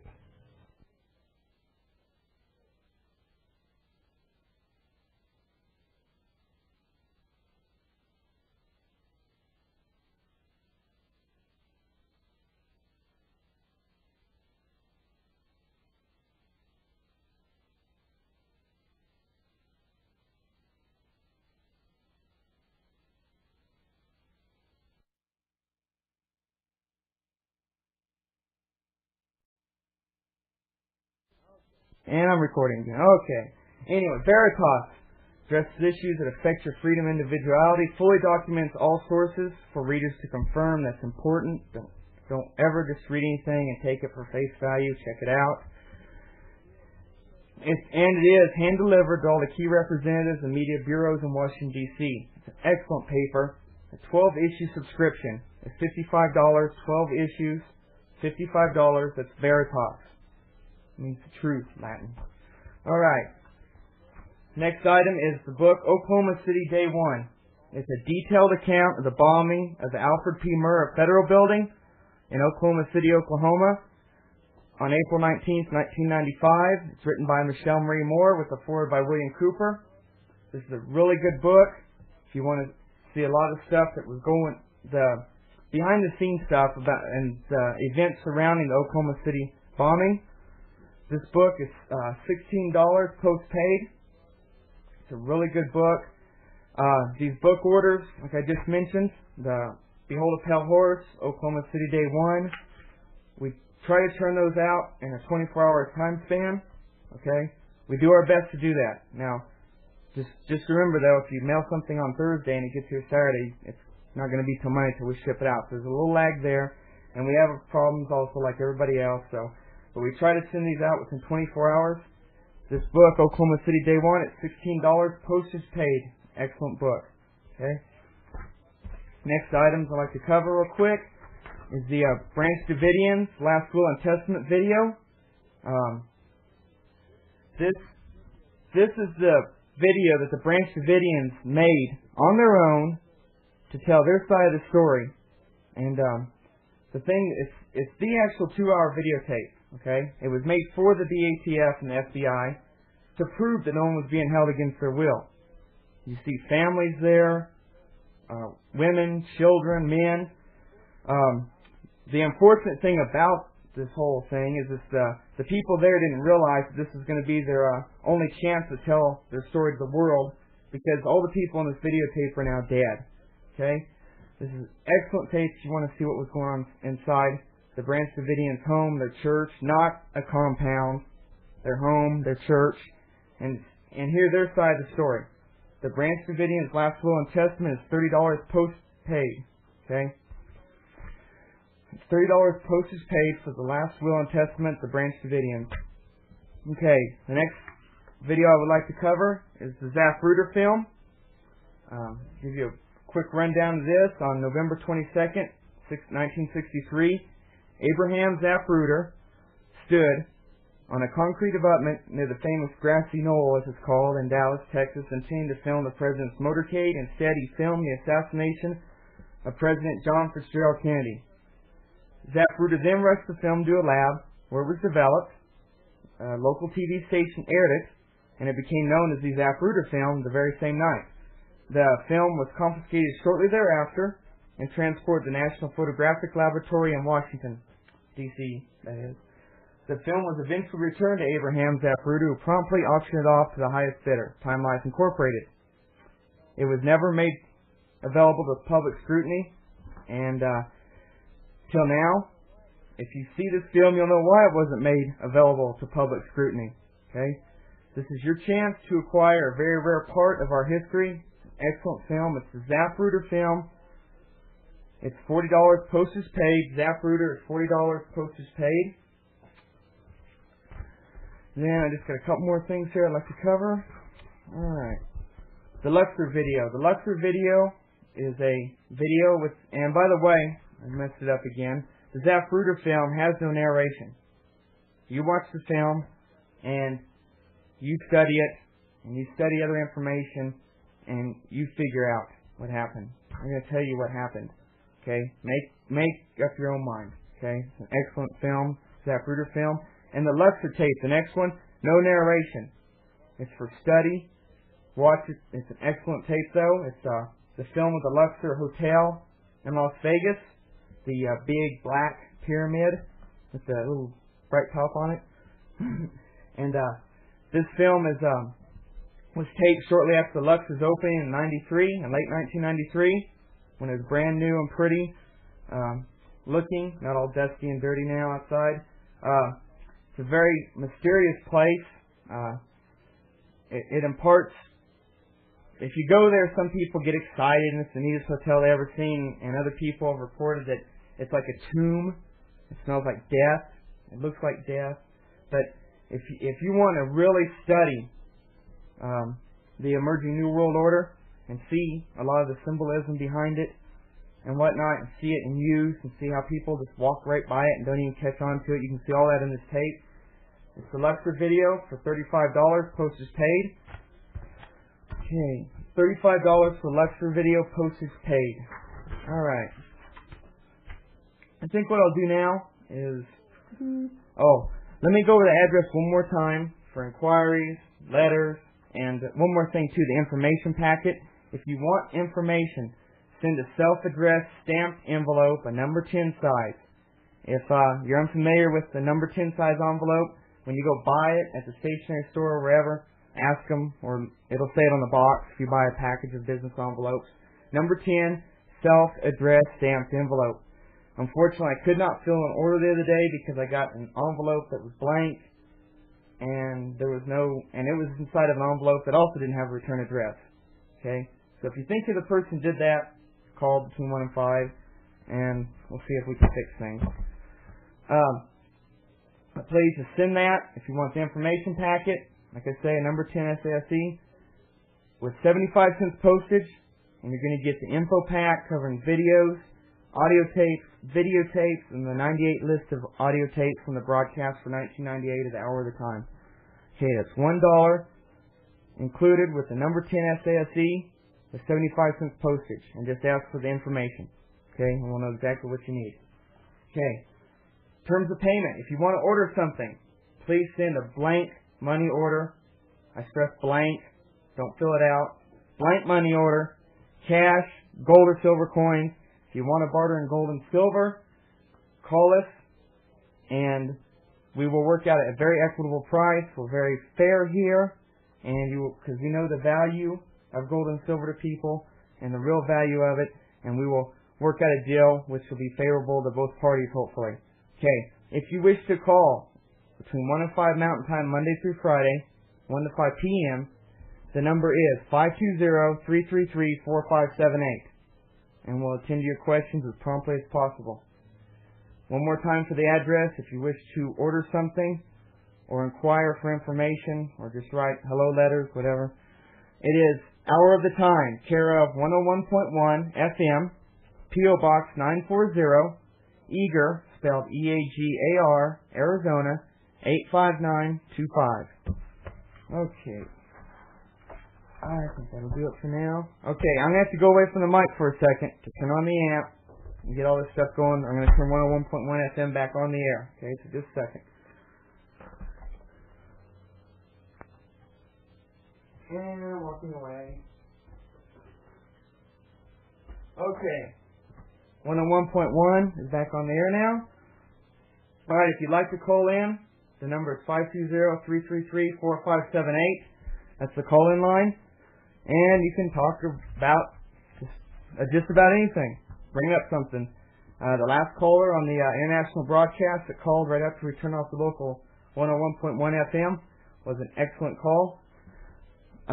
I enjoy talking to him, as everybody that calls in. It's enjoyable here. I like to hear this input and hear the different people's views on what they've done and ideas and things and how they think we can fix things. So if you'd like to call in, it's 520-333-4578. Now I got something I'd like to talk about. Something's been really eating at me. We were talking earlier about, at least on the shortwave broadcast, unfortunately Eager missed out on a little bit of this, about planning departments or government agencies pushing people around with licensing fees and permits and inspections. Well, I got something that really irks me when I see on the news or read it, whatever, about antitrust. When Congress drags, Gates up there about Microsoft or whatever, or you hear someone getting in trouble for the antitrust, or we should split them up, whatever. That eats me alive because the federal government, mainly, but unfortunately counties and cities seem to be falling into this more and more all the time, are the biggest perpetrators of this. they go around and say, well, you can't open a business without this license, which is going to cost you this much, which tells me they got a monopoly on it. Or when they come out and say you can't open a radio station without this license or that license, or you have to follow these rules and you have to pay these fees to this agency, that's antitrust. That's a monopoly, okay? So think about that. You may disagree with me. If you do, call in, tell me, write me, whatever. Or you may agree with me. Call in anyway. But I see it all the time. People get squeezed out of endeavors, unfortunately. And businesses quite often end up in ruin because of all the fees and taxes and licenses that are required. And it's a joke. It's a pure joke. So next time you see somebody who happens to be smart and bring somebody up on the news for they're a good businessman essentially, and it was competition. And they happen to get rich very quickly or whatever with their ideas, and they're drug up in the news or harangued by agencies for antitrust. Just think about that, though, okay? What agencies or what organizations do it the most? Government agencies, okay? When they monopolize industries and I say monopolize industries by imparting fees and licenses and this requirement and that requirement they really had no right to do in the first place.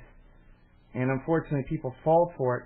But what it does, it restricts it down, makes it so hard for someone to get into a field or an endeavor that it just chokes people out. Okay? Anyway, if you'd like to call in, the number is 520-333-4578. The line is open now. Feel free to and comment, ask questions, talk about whatever you like. Bill just had to take a break for a while. He's been on his feet for quite a while, and he just needed a break. So now I'm going to run it to the end of the show, which is about... we got about 25 minutes of call-in time at the most left in. We're going to be off the air at 9 Western, straight up. I had to get a drink of water. Anyway, I just want to talk about that because the antitrust thing just eats me alive when I see that, when I'm going after a businessman or something. Okay? Hello? Oh, I thought I heard something. It was the door. Yeah, I just heard something slam. Did anybody call about Sean David Morton's...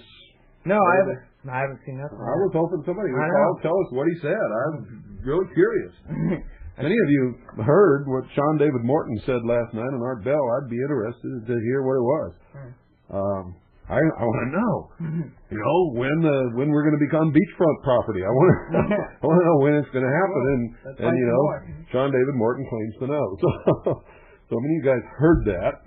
Call me right now, 520-333-4578, and tell me what he said. When's it going to happen? Bill, I had some inquiries in town today from local people. Yeah. If we could put out, now that they're back, 101.1's back on, just the address. The address of what? The P.O. Box. Oh. Yeah, because that people 101.1 FM. P.O. Box 940, Eager, spelled E-A-G-A-R, Arizona 85925. By the way, thanks for letting me take a break. Oh, no problem.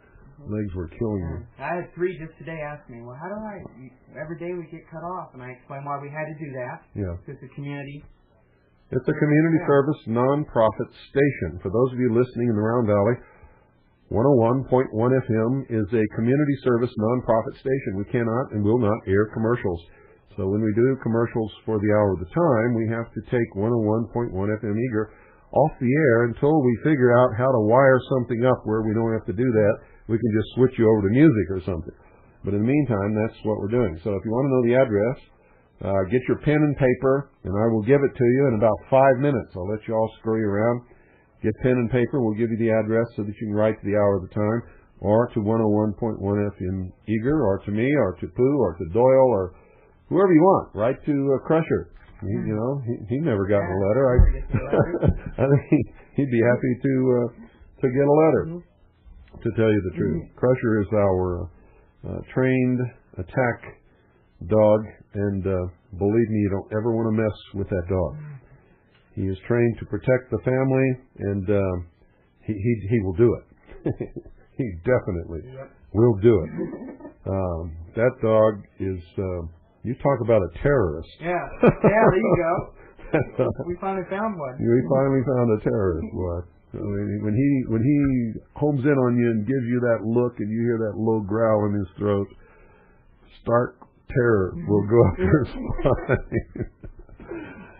Oh my goodness! I wonder what some of the people that have come up the driveway thought. I don't know. I imagine he's scared him pretty bad. But he's as gentle as a baby lamb with the members of the family, and with the two little girls too.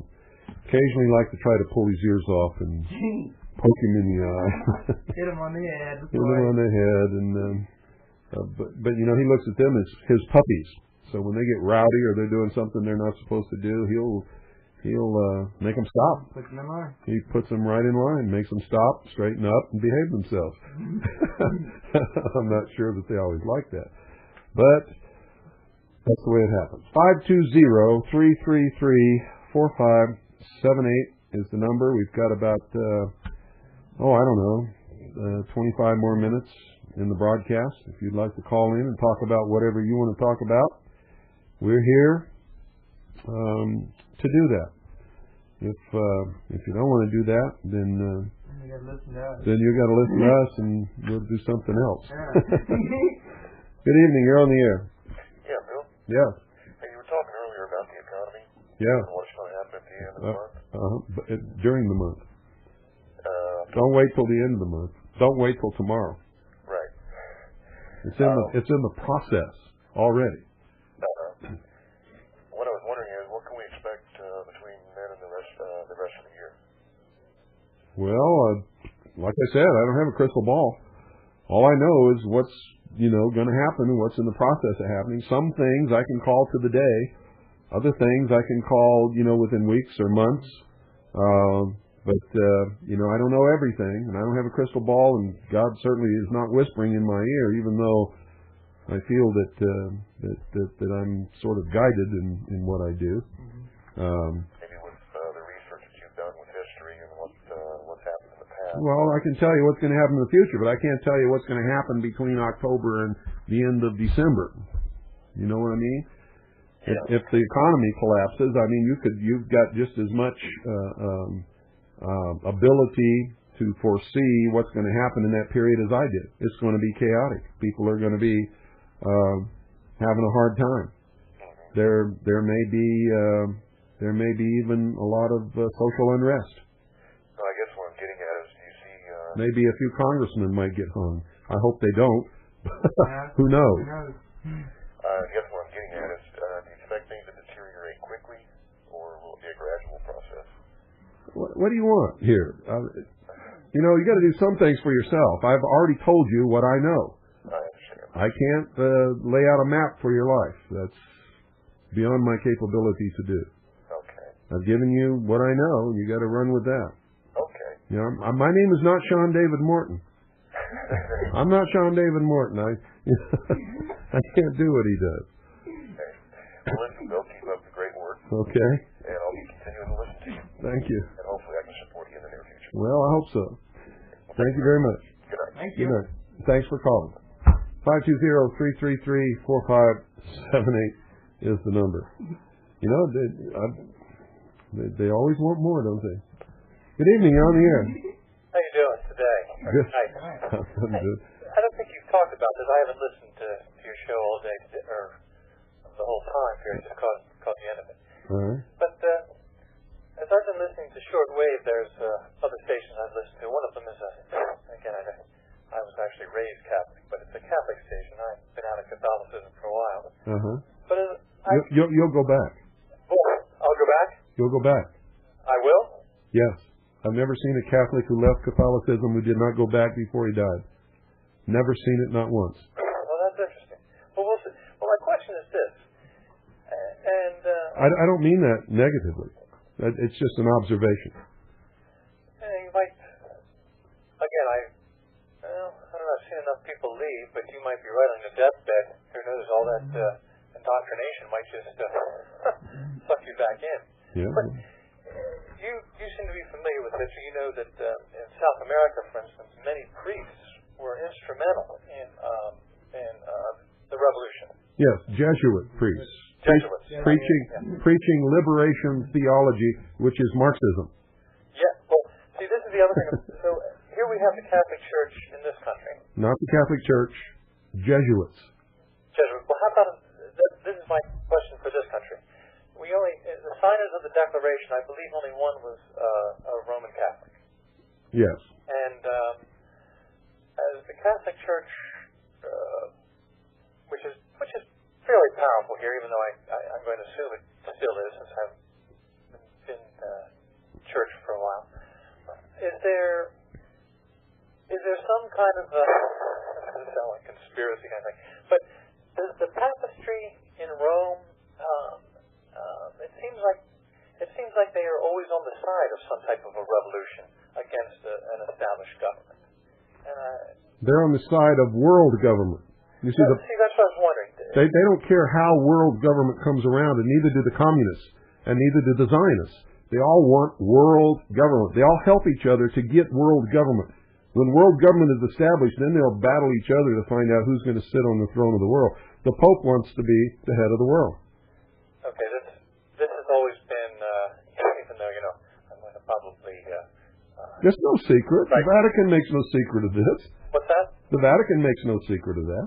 Well, and it's just that as I'm listening to shortwave radio, there's a Catholic station on, and as I was listening to it today, the people that were on it were preaching the importance of following our government, our politicians, and the importance of the strength of the state. Mm-hmm. And I was going, well, that's kind of interesting that they were pushing the strength of the state, especially when the state has voted to veto what was that? What's that terrible abortion? Partial birth abortion. Yes, they've now murder. Vetoed.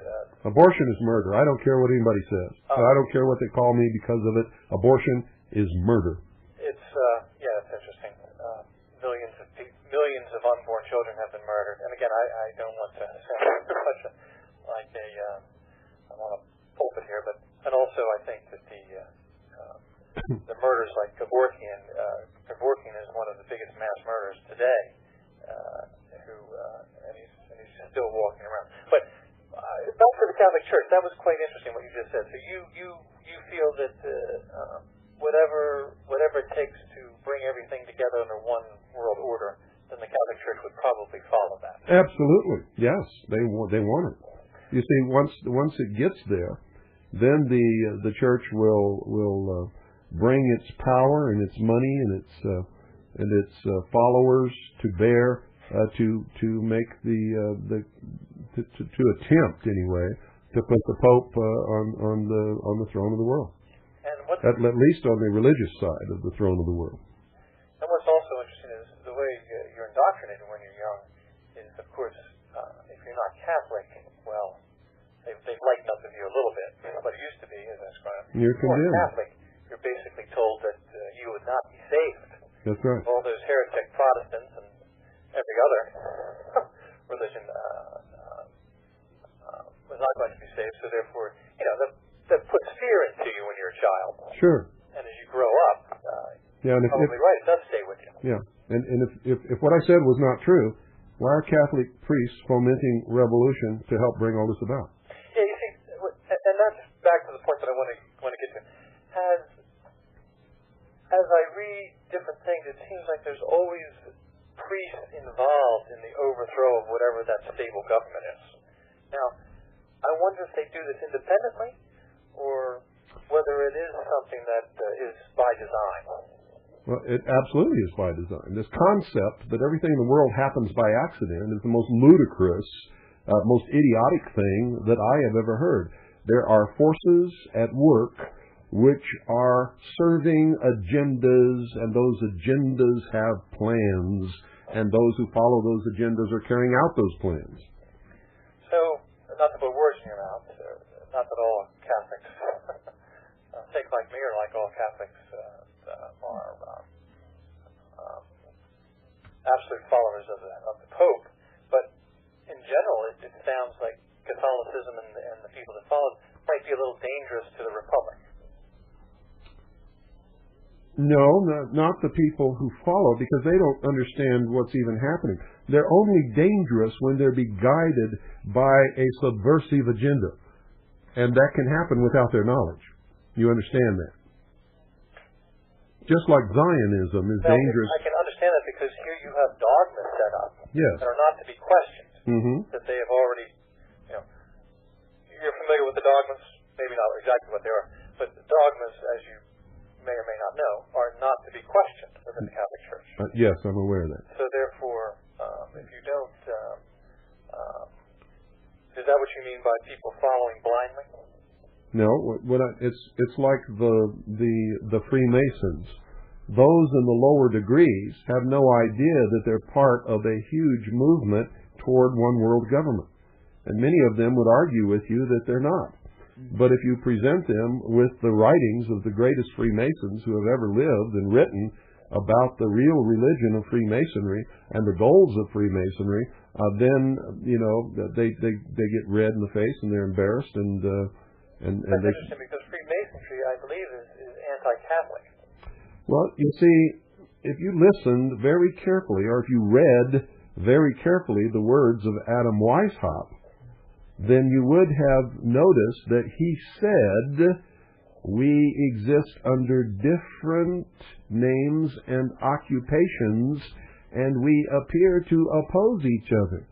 But at the highest levels, we are of one mind. This is a Masonic writing? Pardon? Is this a Masonic writing that you just quoted? No, Adam Weishaupt was a Jesuit priest who founded the Bavarian Order of the Illuminati.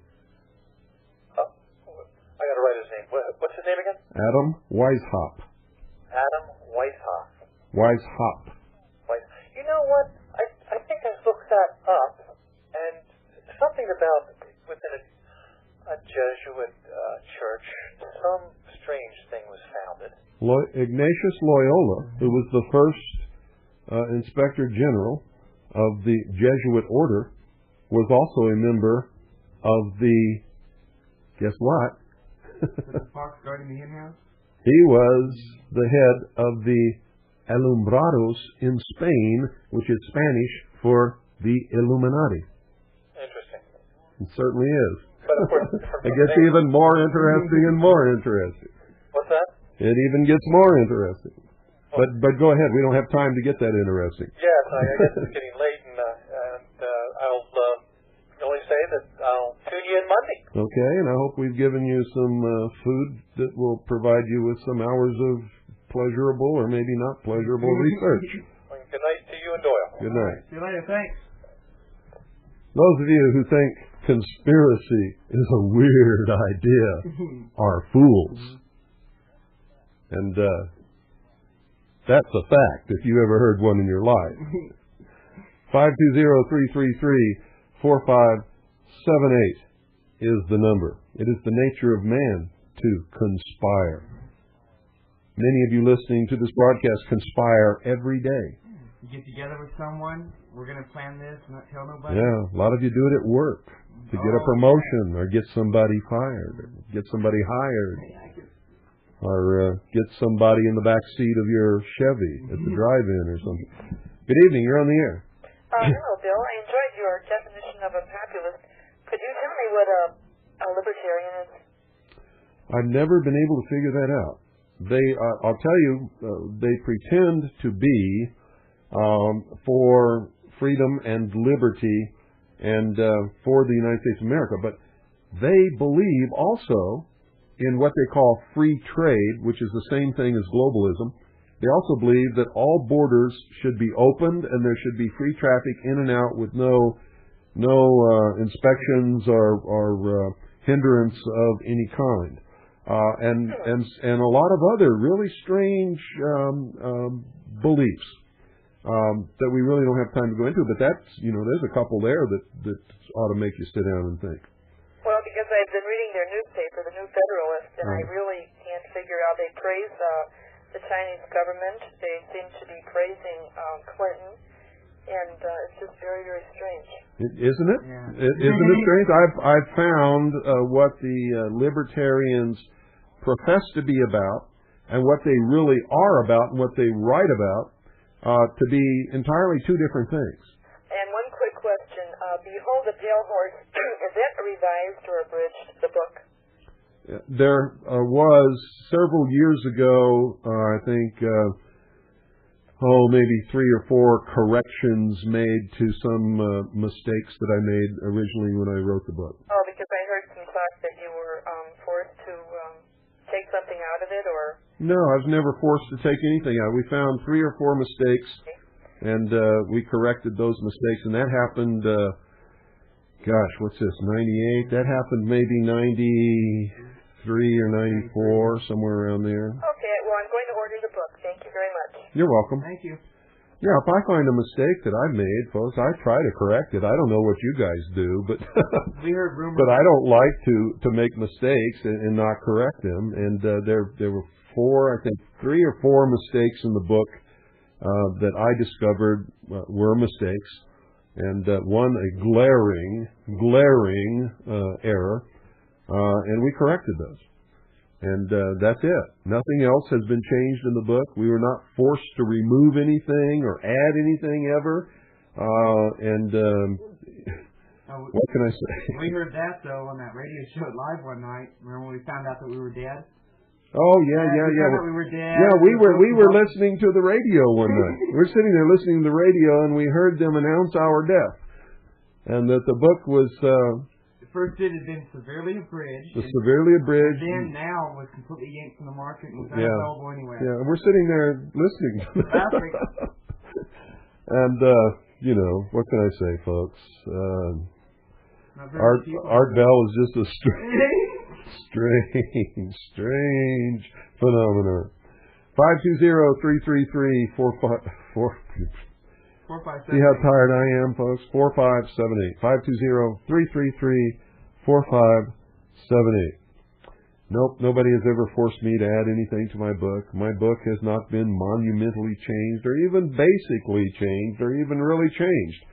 Only 3 or 4 mistakes were corrected. If you want to go hunt down one of the original copies, you can set them side by side and turn the pages and compare the books to each other, and you will see that there is absolutely nothing of consequence has happened to my book. Nothing that would cause you to change any of what you get out of the book or the message of the book or anything for that matter. It just has not ever happened.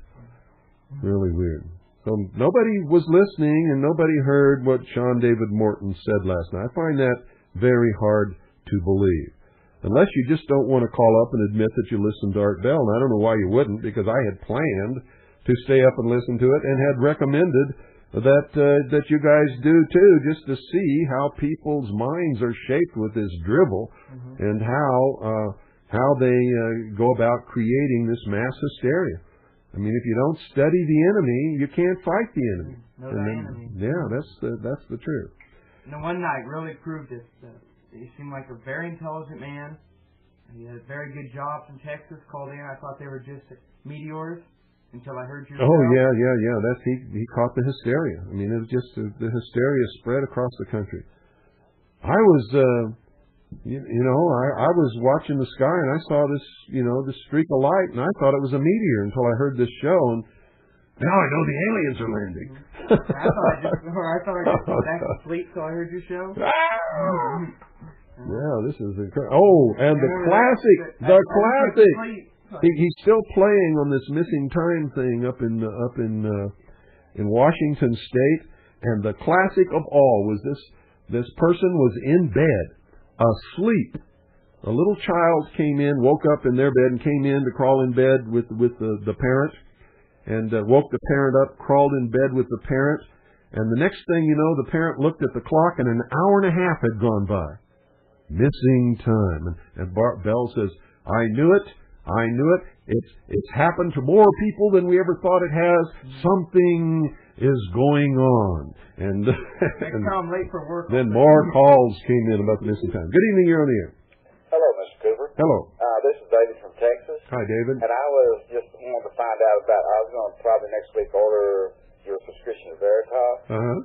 And I understand you say just a blank money order, correct? Blank money order or cash, yes. If you send cash, make sure you wrap it up real good so that no postal employee can hold it up to the light and see what's in there. And that goes for blank money orders also.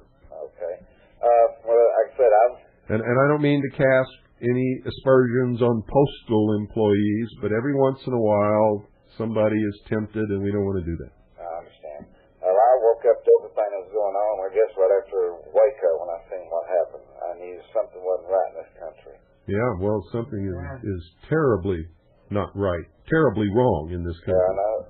It's quite a shock, and most people don't want to hear you talk about it. I thought, well, people just be glad to hear all this, but definitely they don't care about hearing it. No, they're scared. They don't want to admit that it's going on, and they don't want to be responsible for having to do something about it. Yeah, well, and they don't want to get on somebody's list. And people where I work at, they think their 401ks is just going to carry them. Their 401ks are going to disappear over the next few weeks. Like a puff of smoke. In fact, a good chunk of most of the 401ks and retirement funds in this country are already gone. You cannot help but be hurt when the stock market drops 1,800 points. Oh, yeah, it's dropped about 500 in the last 2 days, or close to it, I believe. Yeah, well, it's over 1,800 points from when I made my prediction that on or before October the 25th, it would drop 2,500 points. Where I live, like I said, I've got 3 calls, and I got one tonight. I guess they're doing a survey in Texas here. They asked me who would I vote for, Morrow or Bush. I said, neither one of them. I said, I'm like most people in this country, disillusioned by the political parties. I said we needed somebody to stand on the Constitution of the United States of America. Oh, I bet that got them going. She didn't know what to say about that. And no, there's no box on her form to check for that. But I said, well, wait just a minute. I said, there's one man here in Texas that would include. I said, Ron Paul. I said, from what I understand, the Republicans distanced themselves from him. And he's about the only Republican that I would support, which I can't vote for him. He's not in my area here. Yeah. But she wrote that down. Oh, yeah, I wanted to ask you, there's a man I used to listen to on a station here out of Livingston, Texas, and John Bryant, and he used to have some pretty good shows on. Do you know what happened to him? I never even heard of him. Well, he had Michelle Moore on, I know, one time. I remember I taped the program. He was on the American Freedom Network with Norm Resnick, I believe. Yeah. There. Also on that same network. But he had some pretty good shows on there. And there's one man that he had on there. He didn't go by his real name, just Mr. A is what he referred to himself. But he talked about a lot of the symbolism in Washington, D.C. and around the country. Be very cautious about people who will not tell you their real name. Yeah. Anonymous reports, anonymous letters, anonymous accusations, anonymous books I have discovered are by and large, most of the time, not all the time, but most of the time, bogus baloney. Well, one thing I did get recommended, I had a hard time getting was Ominous Parallels. Well, that's an excellent book to read. Very, very deep. Leonard Peacock, yeah. For me, anyway. But I remember you said on your program, it's been years ago, I hadn't been able to hear you since you moved from WCR, now I'm picking up again. Mm-hmm. But I think it was Penguin Books you said that had it available. Well, I think it was about a year after you said that I tried to get it, and they said it was not available. So it may not. Books go in print and out of print all the time. Yeah, well, about local Walden Books, I've tried to order just a paperback copy of it, and I had never been able to get it up that 2 or 3 times. Well, you can always go through a book search. Well, that's what I did. Holy I smokes! Bookstore. You know what? We're out of time. I got to let you go right this instant because we're gone. Gone. Bye. You too. Good night, folks. And Doyle. Hey, good night, everybody. And God bless each and every single one of you. Let me see. I think this is number 4. Okay. And we'll just do that. Trucking on out. Bye. Bye-bye. Young player. Kill. Murder. Kato. Kill. Murder. All of the dead niggas that have passed away. I told y'all what it's good about you. Murder.